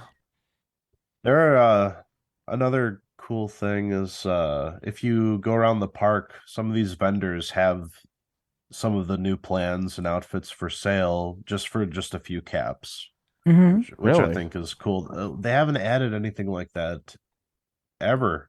Yeah, the leather jacket and jeans for like 36 caps or 46, whatever it is. Pretty sweet. I always wanted them to do more like that. Like when Wastelanders came out, I thought there would be vendors that would just have like a few things kind of like that. But there never were. And no, it was just Sunny and then Bullion stuff. Yeah. So now I think they're kind of getting it. Hopefully we'll see more stuff like that. More rewards, more things to get, you know. That's what we play for. Part of what we play for sure. Yeah, I was just thinking about that the other day when I saw like 5 people run by me. I was just like, nice outfit, nice outfit, nice outfit, nice outfit. Dude. It's just like, holy cow, this game has come a really, really long way. It used to be I show up at an event, and if you had a cool outfit, so did 4 of the other same people show up at the event had your same cool outfit on. But now there's so much goddamn variety. I was just like, good job, you guys. Let's just see people run around. I was like, everyone looks cool. There's always something neat to wear. That's always fun. Oh, I didn't tell you about my new costume I'm wearing. I put on the albino white fur thing, and the halo, and I'm running around like an angel. It's really cute. I'm a Christmas angel, you guys. It's so fun. All right. Sorry, Alex, I interrupted. What were we getting into there? I might have finished that thought. I'm trying to think if there's anything so many else cool plans. Yeah, cool plans. The events are fun. They're all pretty easy. The attendance has been incredible, so that makes them easier. Yeah. I wonder if they'll be a little more challenging once it dies down a little here. And you calculated your stamp time? How much time you have left to get all the stamps too? You said like the 6 years or something. You'll be done with that. Be done in, I don't know, 7 weeks or something like that. That entails doing what, 1 a day or what? Making sure I get that 1 rare every week is the big thing. I probably have, I'd have to look at it. I might have 8 plans left. So that is I can't believe you have that many. I maybe have bought 2 or 3, you know, but I'm hardly ever in there. Yeah, you're doing so good. Did you ever find on the drops? On the drops, you never get the high level ones, right? It's all the power armor stuff that are dropped. I did get the Tinker's overalls, but it's usually a power armor mod. So this week I got the hunting rifle skin, but the only reason I think I finally did get a higher valued one like that is because I'm almost done with the 85s. So you'd won all the others. Yeah. It'll give you 85s as long as it can, probably. Yes. Yeah. But Yeah, I'm glad that they finally put a limiter in their algorithm that said if you already have this plan, we can't give you duplicates of it over and over and over again. I'm fine. I'm glad that they took that out. Oh yeah. Well, sweet. Yeah. What else? Getting into. You see, you did the. Have you done all? I assume you've done all of them. The Western one. What do you have a preference of the spin the wheel, the love tunnel of love, whichever it's called, and there's no way to call it the love tunnel. The the tunnel of love, or God, what's the Western one called? Sorry. Most Wanted. Most Wanted. Do you? I haven't really heard much about the Most Wanted. You said it's Western and getting spin the wheel is my favorite overall. Really? I think it's fun. Yeah, just because of the variety of enemies that can spawn. I think that's really cool. As far as the setting goes, Tunnel of Love is my favorite for setting because the ambiance in there is great and the little wedding and everything. I don't really like Most Wanted that much. I mean, it's kind of fun to scramble to run around and grab the currency, but the combat's not great. You're kind of knocking over a robot here, robot there, and then the sheriff at the end. I feel like we already have enough Sentry Bot boss comes out at the end kind of thing from like Test Your Metal. Yeah. There have been a couple other things like that too. Like the ending with a Sentry Bot, it just seems kind of redundant, old-fashioned. That's pretty exciting with the 3 behemoths if those pop at once. I haven't seen that. Oh yeah, that's spin the wheel. That's the way. And hearing the Cappy guy, he's so funny. It sounds kind of like Towley from South Park. Well, I mean, he does. The Towley too, but I assumed that all of those voices are all mimicking like Mickey Mouse, right? Are they not all? Guys, like is that not all what we're doing here? He's pretty Mickey. Yeah, he's Mickey Mouse for sure. Yeah. Perfect. Step up to the stage. That's awesome. It's time to spin the wheel. Does Bottle ever speak? I'm not sure. I haven't heard him here. But I mean, we've all played Shelter enough. We know what he sounds like. Knock, knock, knock. Every 3 minutes. Yeah. I like the ammo machine. Oh, what's that? Or ammo box. Ammo box, rather. Does that work exactly like the stash box? Because I tossed some. I found exactly that. The workshop that I found that the new bottle machine thing. It also had the ammo box, and I was like, all right, let's test this out and see how this works. Is it exactly like the scrap box? Because I put like 3,000 rounds of Alien Blaster ammo in there. So like, hopefully that's there when I build it in my camp tomorrow. Yeah, I was happy with it. You can put everything in there except for fusion and plasma cores. Right, not the cores. And that is a scoreboard item as well, I assume, early on the board somewhere, probably, right? The ammo box? Yeah, where's that? It's a Fallout First privilege. Oh, well, la-dee-da. The life of luxury. I assume I clicked on that already. I probably did. I don't see the notification. It would still be there if I hadn't yet. So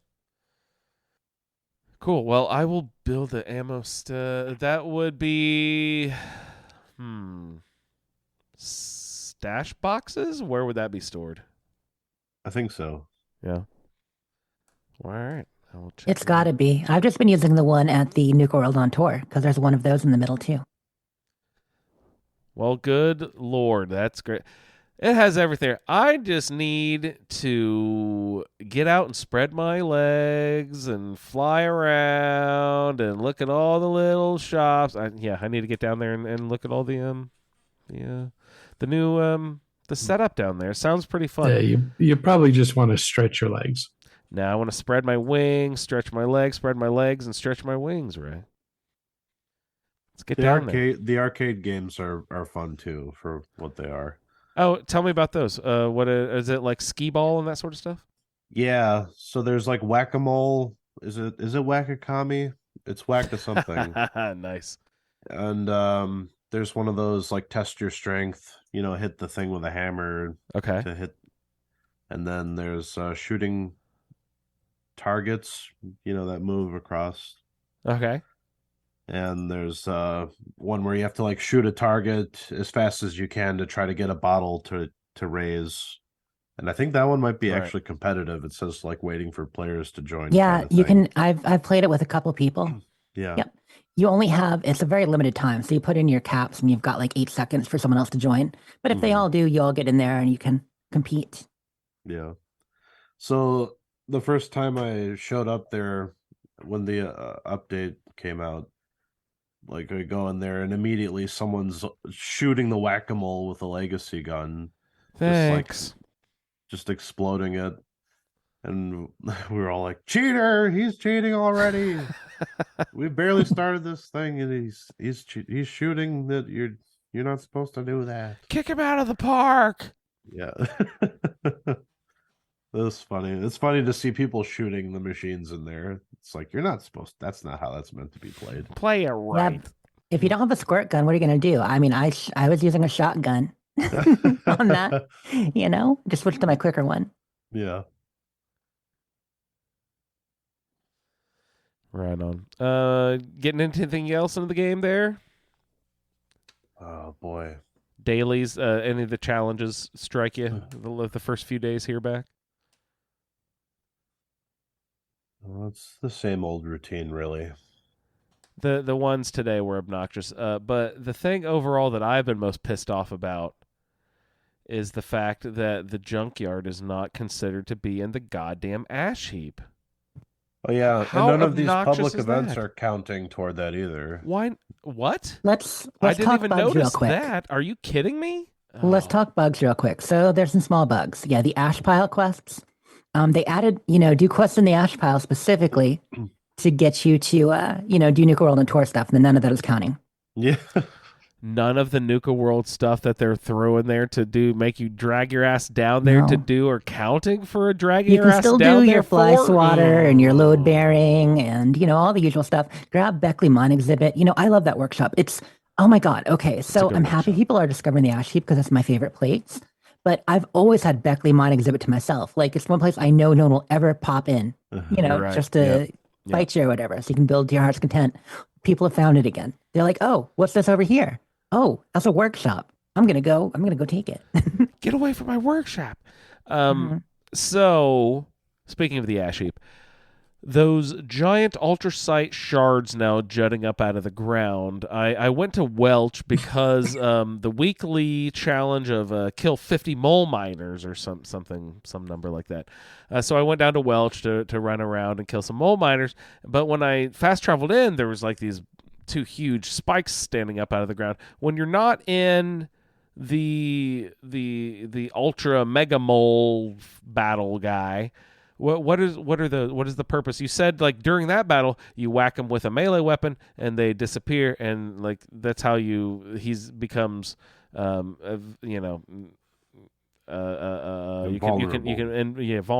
How about just out in the game? I didn't even touch it or anything. Do they do anything out in the game?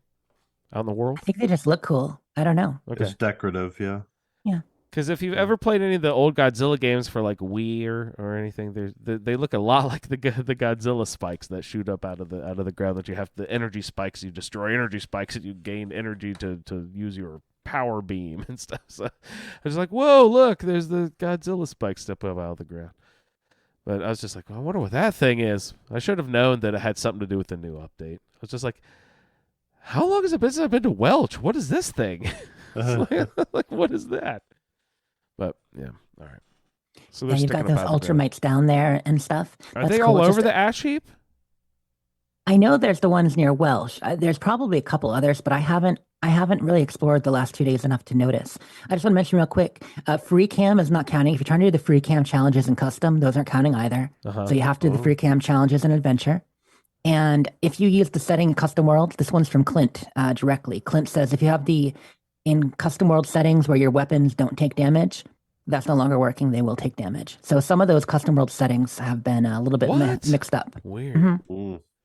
All right. So you mentioned bugs here. So anything associated with the new The new content, those events are not counting towards the weekly.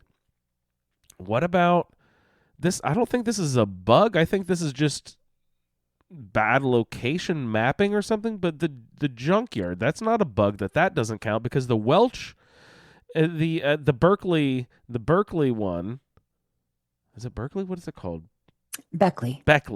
The Beckley workshop totally counts towards that event count, but the junkyard one doesn't. And I don't think has never been. I don't think that's a bug. If you look at the map, it's on the fucking. It's in the forest. It's fucking, the forest. I God guess. Damn it! I thought it was pisses ash me heap off. too. But if you It's look right at on the map, edge. it's Yeah. brown. It's brown. That cliff is the demarcation. It ain't green. Exactly. It ain't green. That's brown, y'all. Even the fire breathers, the fire station is considered edge of the forest. Those sons of bitches. Anyway, I just pissed it. And then I was like, God damn it, now there's only one workshop that you can use. But there's the the really big one in the middle that is just a giant pain in the ass to use. The excavator in the middle of the ash heap. That giant fucking drill arm. Fuck claiming that workshop. I did it today because I was like, oh, well, I need an extra event, so I'm going to go do that thing. That thing is a giant pain in the ass to defend and claim, and it sucks. So I'm just doing Beckley, I guess, over and over and over again, right? For that to all those events. There's plenty of others. You can Nothing you else can do the counts. pops a lot. Nothing else counts. Do the Enclave bot? No, a lot of them will count. The Enclave bots on Parade will count. The Well to Real Blast will count. Yeah. Fly Swatter, Breach and Load Clear. Bearing. The other robots one with the Breach and Clear. The robots with the key cards. Bots on Parade, stuff like that. Right. Okay. Is there anything you can spawn like over at Camden at the park or anything? Not for an event. No, those are dailies, not events. Dailies, right? Okay. All right. Well, we'll just do the old slog the old way. And you confirmed. You told me when I was looking for like on the some of the daily challenges are complete the Tunnel of Love event. Those are weighted to the top of the hour, but they're not only weighted to the top. So they can be the 20 and 40 minute spawn event as well. So I was server hopping the other day wondering, am I just wasting time? I probably was anyway, because if you throw it into the pool with all the other chances of all the other events, then yeah, it does water it down so much that you're probably not going to find it. But I've eventually gotten all of the dailies so far, hopping around, finding the events and stuff. So awesome. Yeah. Was there any other gameplay stuff you wanted to mention there, Alex, that you're getting into this week? I'm curious. Backtracking just slightly. Yeah. You've had all your challenges complete. How did you do the Nuka Dark one? I purchased one from Bubbles. Okay. And I crafted the second. Okay, I crafted as well. I was wondering. And then I Googled, and there's also one that can be found in the basement of the Sigma Phi house on Fraternity I would have gone Row. to see Lewis. I would have done Bubbles and Lewis probably. Okay. But yeah, I crafted one and bought one. Cool. I've been going to Bubbles for all of those until that's why I was mad today when she didn't sell Twist. I was like, what? Wait a second, where's my Twist? Yeah. Yeah. Yeah, so doing all of the weeklies and the dailies so far, and whatever XP I've been able to get, I'm at rank 30 on the dot. Wow. Yeah. That's a ton already, man. And you're not like going to West Tech and running that over and over again or anything yet? No. Wow, that's no, amazing. I guess the bulk of XP is probably just from all these event completions. Yeah. Right, so far. And all the enemies, all the ads and stuff at the Titans and the various events, I'm sure. They probably add up. Yeah. That's great. That's a ton. Do we have anything on like double XP, double score, double any blah blah blah, double mutation? Not that that's a perk. Not currently. What do you think will happen on April Fool's Day, Jess? Just a normal weekend? We speculated about that a little bit. No idea. I do think it's a new event. It's possible They're just getting clever, and it's going to be for a third year in a row. Just Jingle Scorched on April Fools, but probably it's going to be more. Because the label, the label on the community calendar, it says March, new event, season, and more. Okay, well, new event has got to be pointing to that, right? Yeah. And it can't just be an alien invasion or Jingle Scorched. I would think something new, but I have no idea. Haven't heard much of the grapevine. Yeah. Where'd Andrew go? He's hiding. But yeah, let's take a look at the calendar then. So actual stuff that we know is happening right now, not a damn thing. Play Nuka World, do the events, enjoy that. Minerva's big sale is happening. Actually, Minerva's big sale is happening currently. That did just start. So if you didn't stop by or anything she had this last month you wanted, she'll have everything from the last 4 sales this weekend. Where is she at? I don't actually know where she's at. I didn't see her myself. It's like people don't pay attention to Minerva that much anymore, but she's still out there. She's still got stuff for you. Minerva packed she up. wants your patronage. She's gone. Yeah, so right now she's currently at Fort Atlas with a big sale. So check that out. And then the Holiday Scorched, the Jingle Scorched, are going to start on December 20th. So that's the next big thing.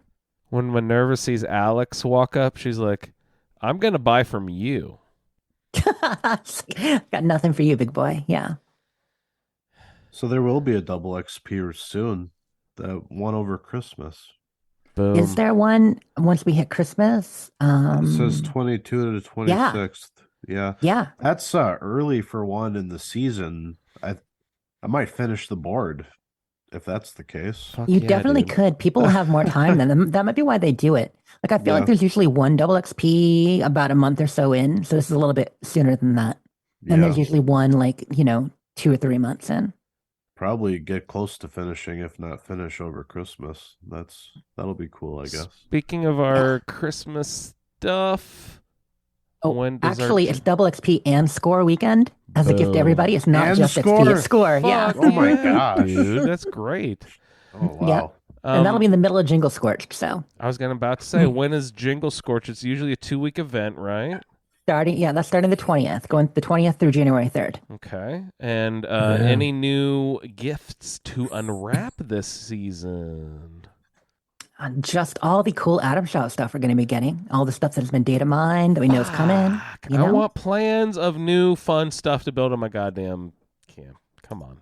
Or outfits. So many. I want outfits too. Plans and outfits. Give them to me. Come on. All right, but there's Atomic Shop stuff. Speaking of data mines, mostly the stuff you showed me was the Christmas camp. Not the camp, the miniature village thing. But there was a cute white tree that I liked. A lot of New Year stuff and some Kwanzaa material, actually, which was kind of interesting. Yeah, there's some really neat stuff. A lot of the data mines were Nuka World related, but a lot were also holiday. The mini Christmas village. Which is the Kwan reward stuff. We for don't know doing when this stuff is 5-day coming thing, right? exactly, but probably over the next 2 weeks, unless there's new stuff in the gifts. And I'm thinking it could be. The data mines don't specifically indicate that, but it could be some of this will be Jingle Scorched gift material. I would love if there were a purpose to me collecting gifts this year. Yeah, I would like that again too.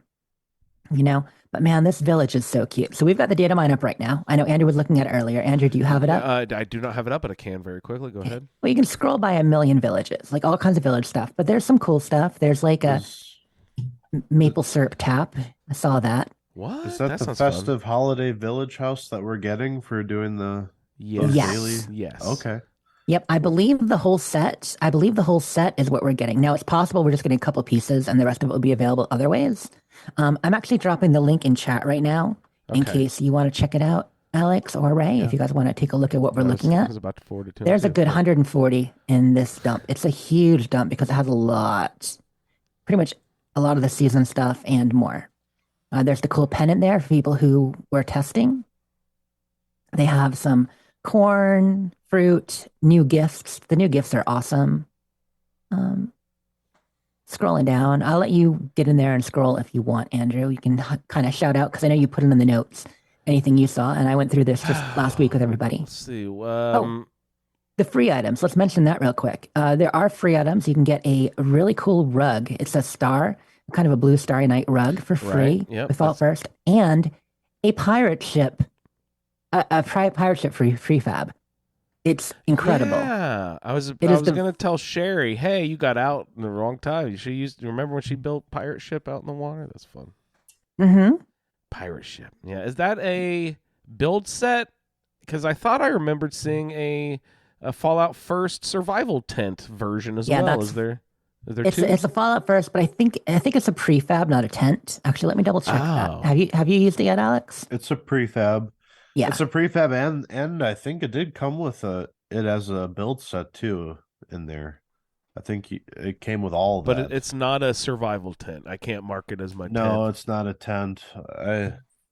Someone I was playing with, they thought it was a tent too, and it kind of looks like prefab. Yeah, that's what I thought it was. I get the thought. It kind of looks like it could be, but it's much bigger though, and it has the whole foundation and everything. Yeah, it's big. Big. This thing is huge. It's very cool. Yeah. All right. The white Christmas tree is fucking adorable with a little train set going around, and I hope the train is animated so it actually moves. Did you see the treehouse? If you're scrolling down, I don't know if you're that far yet. Once you get to the pirate ship, what's funny about that treehouse is it's using one of the Fallout 4 wooden shack prefabs. Basically, they combined the spooky tree we have with the raider cage, but got rid of the raider cage. They used that tree, maybe a little bit changed. Then they used the Fallout 4 wooden shack prefab, and then got some weird ladders together and stairs, and turned it into like one kind of cool thing. There are a couple other items. There's some good robots, and let's see the holly stuff. The boar.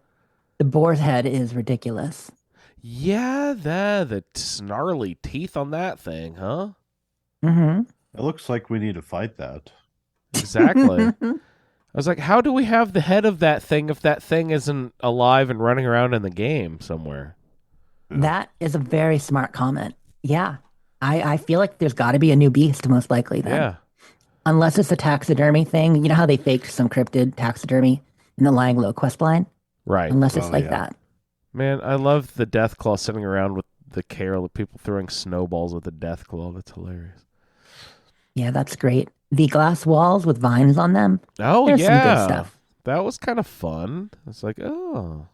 It's like the Swamp Thing armor, but for your house. So we have a question in chat. I know we're going to jump in next to our feedback in just a second. I think you're probably prepping that. Yes. Andrew, I got that ready to go. But that said, Sullivan right now. So Sullivan has been playing a little bit of Fallout 1, and he's trying to get the fixed installed. And he's asking Ray, did you go with Purist or did you go with the mid-level? What did you go with on your install?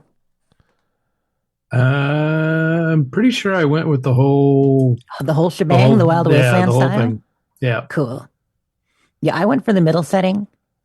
But I'm sure the Wild Wasteland one is fun. The only reason I didn't go for the whole shebang is because I wanted to make sure I knew like what was supposed to be in game and what wasn't, kind of. You know? And so the middle one, it only enabled stuff that was intended for the game or originally, part of it that was maybe not kept in. Sorry, I'm still scrolling through the data mine. I'm like, oh. It's all good. Look at all this cool stuff, you guys. We'll cut out the space for people, But yeah, let's get Lou's feedback playing. We can give that a listen, and then you can kind of look at pictures while we do. Lou, shut up! I'm looking at a Christmas village. What's up, you guys? Lou here with another feedback my first feedback for Fallout 1. My character is named Lucky Lou, age 41. The Fallout Fixed mod lets you go to any age you want, or I don't know about any age, but over 35 anyway. Some pretty neat adjustments there. A lot of them. I can't even really remember all of what it does. One handy one is that there's a pick up all option as opposed to having to drag every item over individually. So my character is Strength 10, Perception 6, Endurance 5, Charisma 2, Intelligence 6, Agility 8, Luck 8. I chose Gifted and Fast Shot for my traits. I'm level 5 right now, and so far I have bonus hand-to-hand damage as a perk. For my skill points, I'm Unarmed, Sneak, and Gambling. I want to say you guys were talking about gambling one of the recent episodes, and it made me think. As many times as I played this one, Fallout Classic, I've never checked out the gambling, saw how it worked at all. So I actually started over so that I could switch my skill and use that. At this point, it's at 100. My unarmed's at 100, and the sneak is at 60. I like sneak because, well, normally I play the game with no companions, but as I've learned from listening to the Fallout feed recently, is the companion thing is different in Fallout 1. You can get as many as you want. You don't have to have a certain charisma doesn't have to be at a certain level. I just didn't really realize, actually, and I think some parts of the game I would breeze past in my old habit sort of way. So it's really cool to hear you guys talk about it and the feedbacks come in, because I'm realizing a lot of little things, but a bunch of things about a game I played a number of times. You know, it's kind of like made me more aware. I like it. I appreciate it. So anyway, I am doing a Slayer build. I've never really min-maxed. I don't really min-max in general as a gamer.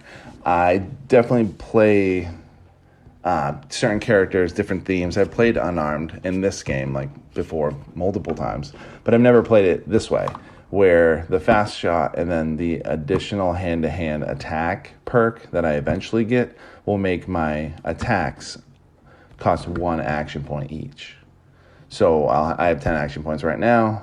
I don't think I'll get any more. There are ways to get more, but so standing right next to somebody, I'll be able to do 10 attacks. And then late game with the whole Slayer perk, which is a level 21 perk, every hand-to-hand attack is a critical hit. So I'll be dropping 10 criticals on whoever I stand next to.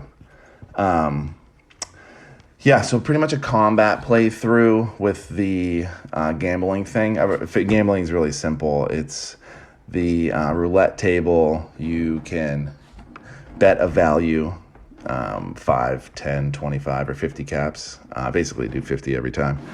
With a high enough gambling skill, you win more on average. So I went from 2,500 caps to 8,000 caps just by like clicking. It was really monotonous and dumb, but I figured out the gambling. It's really easy. I'm going to use it to buy all the skill books I can. And that way I don't have to, I'll be able to probably max out outdoorsman, repair, science, and first aid, and small guns, just through skill books. Like in the hub, there's a librarian character that sells a lot of books. They're pretty expensive through that character, but with unlimited gambling money, it doesn't really matter. So, that's something I'm doing with that. Let me pause for the quests just a sec. All right. I just had to stop the recording for a second. Shady Sands, I got Ian. I actually had to save Scum a little bit because he didn't want to come with me in the first couple tries. So I reloaded, asked him again, reloaded, asked him again. I did that like 5 times, and finally. About Shady Springs there, Andrew, in case you didn't as you guys said on the show, me. I didn't realize that's how it went, but like it's like a roll of the dice. No matter how good you are at persuading him, it's still a roll of the dice. So it pays to save and reload in this game sometimes. I love Shady Sands. Wait for your roll to land or whatever. But anyway, I got Ian, and he was all my homies. He's pretty Shady key Sands. for going through the Rad Scorpion tunnels the first time. If you're not good at shooting, he can shoot and lay some damage down before the poisonous or rad scorpions come and destroy you.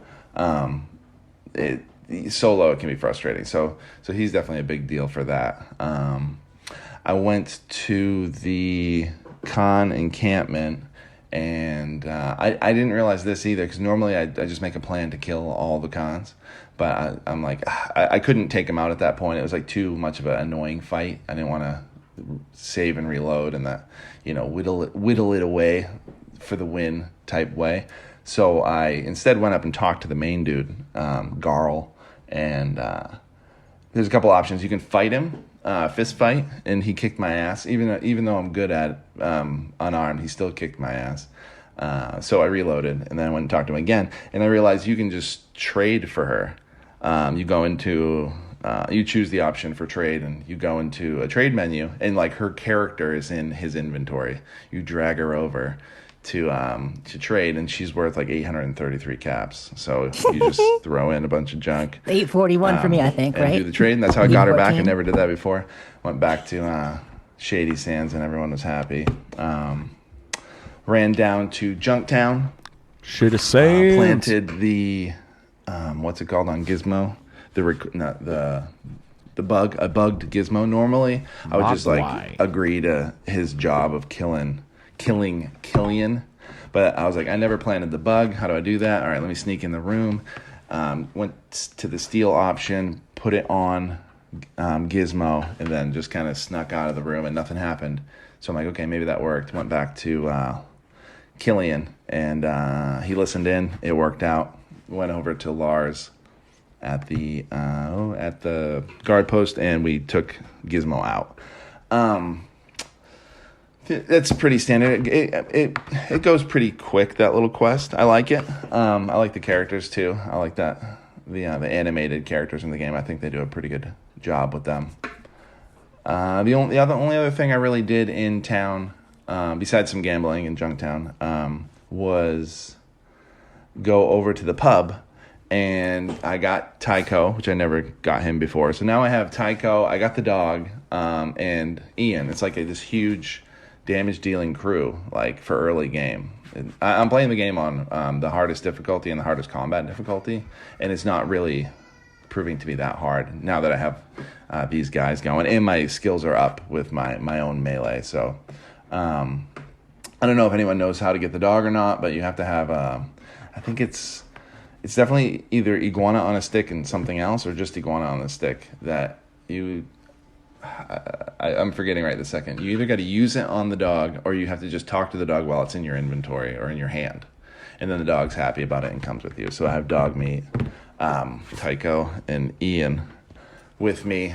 We went into, after I got Tycho in the scum pit, I talked to one of the Skulls gang. He talks crap, and it goes south, and we take him out. We take those 3 Skulls gang members out, and I can't figure out how to bust the Skulls gang otherwise. I Googled about it, and it's supposed to be that the bartender has an altercation with one of the Skulls gang members. Like, you have to like sit there and wait for it to happen, and then it happens. And then that's like an evidence or something that you can bust the Skulls gang. So I've actually never been able to bust them because I never waited for that little interaction to happen in the bar. And then if I go in to kill the Skulls gang, because they're aggroed to me at this point, then when I take them out, Tycho gets pissed at me and he starts shooting at me, and everyone in the town starts shooting at you. So it's like you can't just go take him out either. I don't know. It's okay, but that's pretty much it. It's a long feedback, but this is like a double for me. I intend to keep up on it because I'm really psyched to hear everyone else's gameplay. It's really shown me a lot of things about a game I thought I knew a lot about that I didn't really know. I didn't know so much of these little things. Yeah, and the one random encounter I've gotten so far is a gigantic dinosaur foot that crushed a peasant, is what it says. And that peasant has a no way. What's it called? A stealth boy. Stealth boy.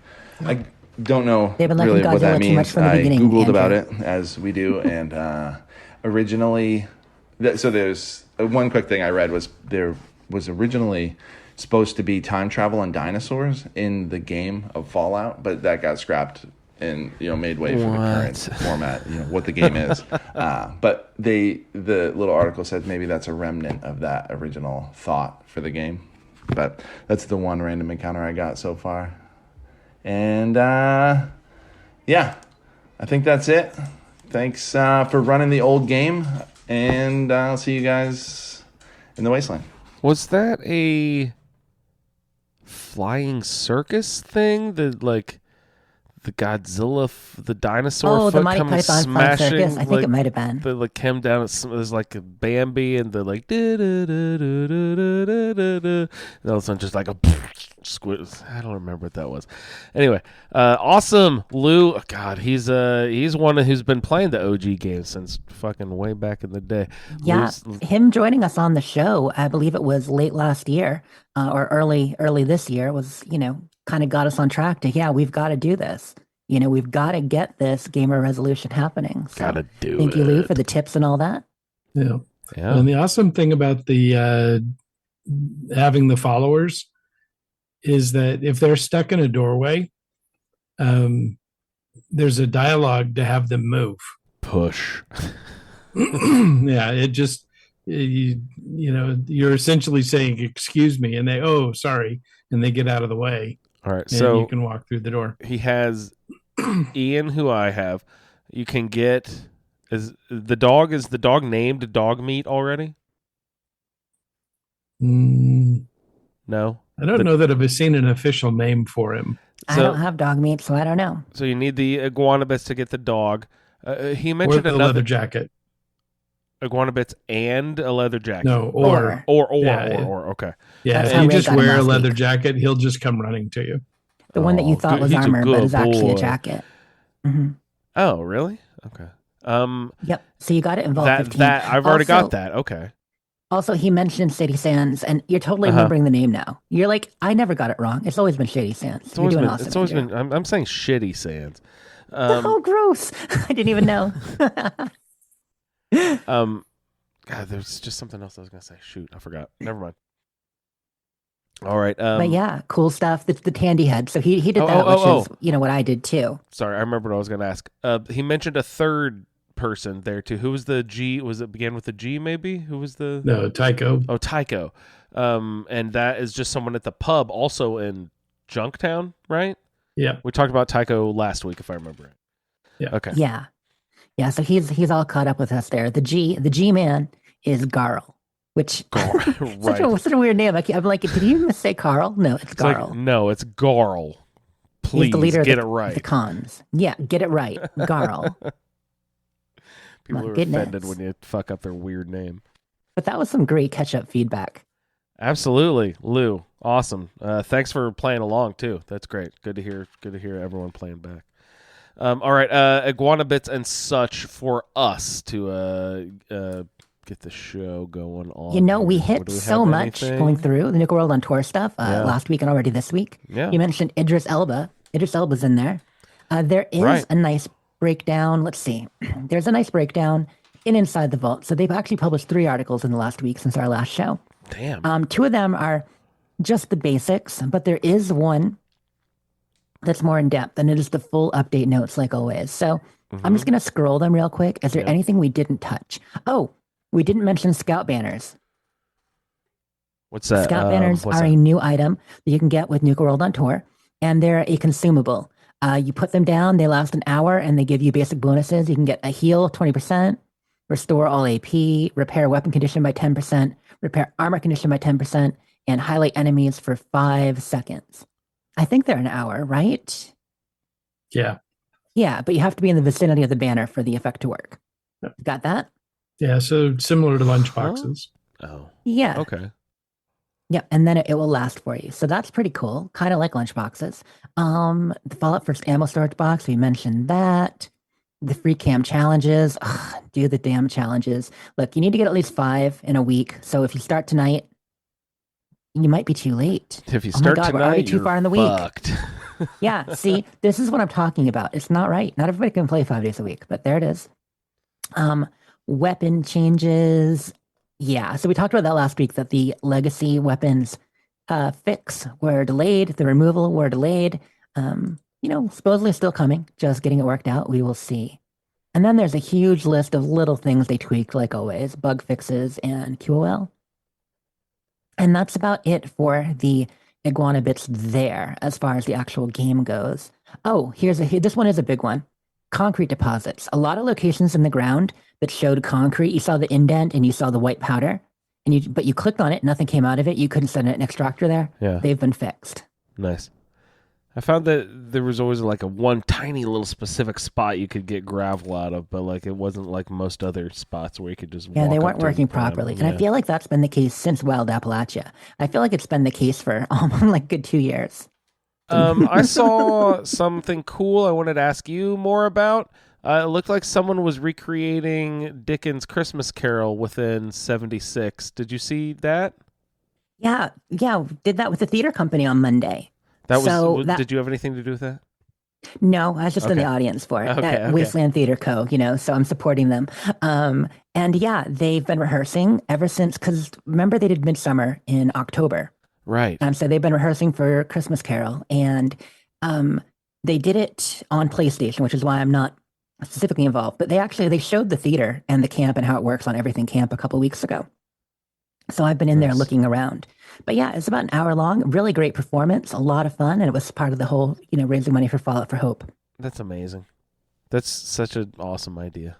Talking to them right now. So 5.0 is actually slowing down on the streaming side. They're still in the game doing role-playing stuff, but they talked about backing off from the streaming as often. So I'm actually going to be taking over as the broadcaster for all the theater company stuff, probably. She doesn't stop, you guys. She just doesn't stop. Oh, I'm excited about it because I did their Sonnet festivals and stuff. So yeah, she has 15 minutes every third Friday. So got to fill it up with something. Got to fill that in. You wouldn't. It's a good time. You wouldn't want to. Yeah. Oh, that's awesome. Cat is trying to step on that keyboard. The podcat is all up in your business. All up in the business. Did we have a game or anything tonight? We didn't, did we? I did not get anything put together, but I think that we stretched our legs enough, right, Ray? Indeed. Yeah. So the one thing I did want to mention on the way out, Jess, you suggested I watch some Star Trek movies not too long ago, and I watched the first few Star Trek movies, and everyone loves Wrath of Khan. It's like a classic, and it's like everyone loves it. But I was immediately drawn to the first one more. I really liked the first one. I thought it was a lot more enjoyable to me. But it might just because of the cheese factor and the graphics and just overall sort of weirdness of the movie, which I was just kind of blown away by.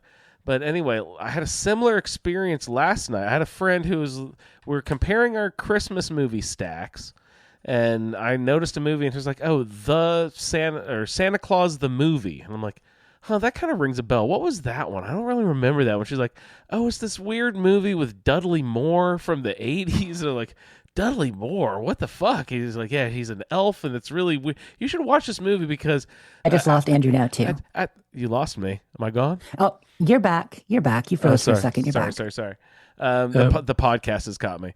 Anyway, I was saying she was saying that this movie has Dudley Moore in it, and it's just like this really weird movie. And she said, you need to check it out because at the time it was one of the most expensive movies ever made in Hollywood. I was like, what? That's really weird. Right. This might be my internet.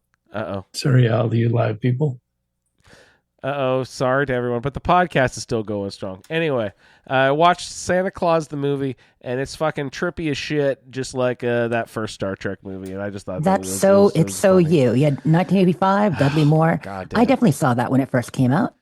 And then I was sort of like, we're chatting, and we did a little bit of reminiscing, and I looked at I was like, I think there was like Happy Meals and stuff. So we looked at because there's this big McDonald's scene obvious in the movie. I'm like, huh. And then like every time they had a Coke, they made sure that the Coke can was turned specific. So like, this sounds like a sponsorship type thing. But I looked it up, and I was like, oh my God, I remember this Happy Meal and this stuffed reindeer that came with oh God, it was so weird to like sort of go back to. It's just a memory trip. But like Santa Claus the movie, and the one funny thing that we said on the way after we were shutting down the conversation, I was just like, this movie probably syncs up perfectly with Dark Side of the Moon. Like it just looks like one of those movies, you know what I mean? Like the Wizard of Oz or something. It's just so weird and trippy and bright and colorful. Anyway, I don't remember it specifically. Really cool movie. Really weird and cool. Sounds awesome. Anyway, everyone go check it out. It's on Hulu right now, I think. All right, you guys got anything else you'd like to get into this evening? I want to get into a whoopie pie. Otherwise, I'm good. Yeah, weird. Did you see? That was a big old box of them. Yeah, I got my box of Christmas whoopie pies last night. Oh, nice. I was about to ask. Oh, was that a new Nuka World treat? Nope, it's a Jess treat. That's an IRL classic Maine treat. I love me some whoopie pies. I mean, they're not quite Moxie, but they're up there on the Maine foods kind of thing. And so I shared in the Discord food channel and in our group chat. See, and they're not a moon pie, so how dare you even compare the two? But remind me, whoopie pie is sort of more cakey, more sponge thing. What is it? It's kind of like a moon pie, but you've got the frosting in the middle and you've got two sides, so it's like a big old cookie, big old puffy. I mean, it's not a cookie. It's Big old It's very similar to a puffy moon cookie. pie, to be honest. How Sugary dare or you creamier. compare? How dare you compare those two very similar things? So good. I got gingerbread ones and pumpkin ones and Ooh. classic chocolate ones. Hey, that sounds good. That sounds like a scrumptious holiday treat party there. Right on. All right. Ray, anything? I'm good. Then you can find him over there at BBCISSS for all your No Man's Sky needs for the Butcher, Baker, and Candlemaker in Space show. And also over there on Twitter at RayLB. Ray, thanks so much. Good times. You can find her at You Wastelanders, also at Dames Who Game, and at Sleep Is 4T. Jess, thanks so much. Thanks. Have an awesome day, guys. And Alex, I know you used to be on Twitter. You're on Instagram more. Tell us your handles there on the Instagram or wherever you'd like to point people. The Instagram for Fallout 76 stuff is at Appalachian_Terrence. Appalachian_Terrence, right? And anything and everywhere else will be just Nino Furioso. Nino Furioso. He's a good follow. Everyone, please go check him out if you haven't already. Hey, thanks so much for hopping on, Alex. It's great to hear your thoughts on the new Nuka World stuff. Thank you for having me. Absolutely. We'll have you again soon. Thanks, bud. Spin the wheel. Spin it, baby. You can find me at Indie Android. The show can be found at the Fallout feed. I'd like to thank everyone for downloading this edition of the Fallout feed, and we'll see you in the wasteland. Thank you for downloading this episode of the Fallout Feed Roundtable. If you are interested in doing a play-along character with us, the show can be contacted by emailing falloutroundtable@gmail.com. For the Roundtable schedule, our Amazon link, and all other show information, please head on over to asapodcasting.com, where you will find the Fallout Feed, a Skyrimatic podcast, our YouTube channel, the Chatterbox, as well as other content. Once again, thank you for downloading, and we'll see you in the wasteland. Solo, it can be frustrating. It's a huge dump because it has a lot of this corn. He can slam me with a big old chonky paw. I love the climbing on, the jumping around, and getting off. You can get behind him and just start blasting, you know?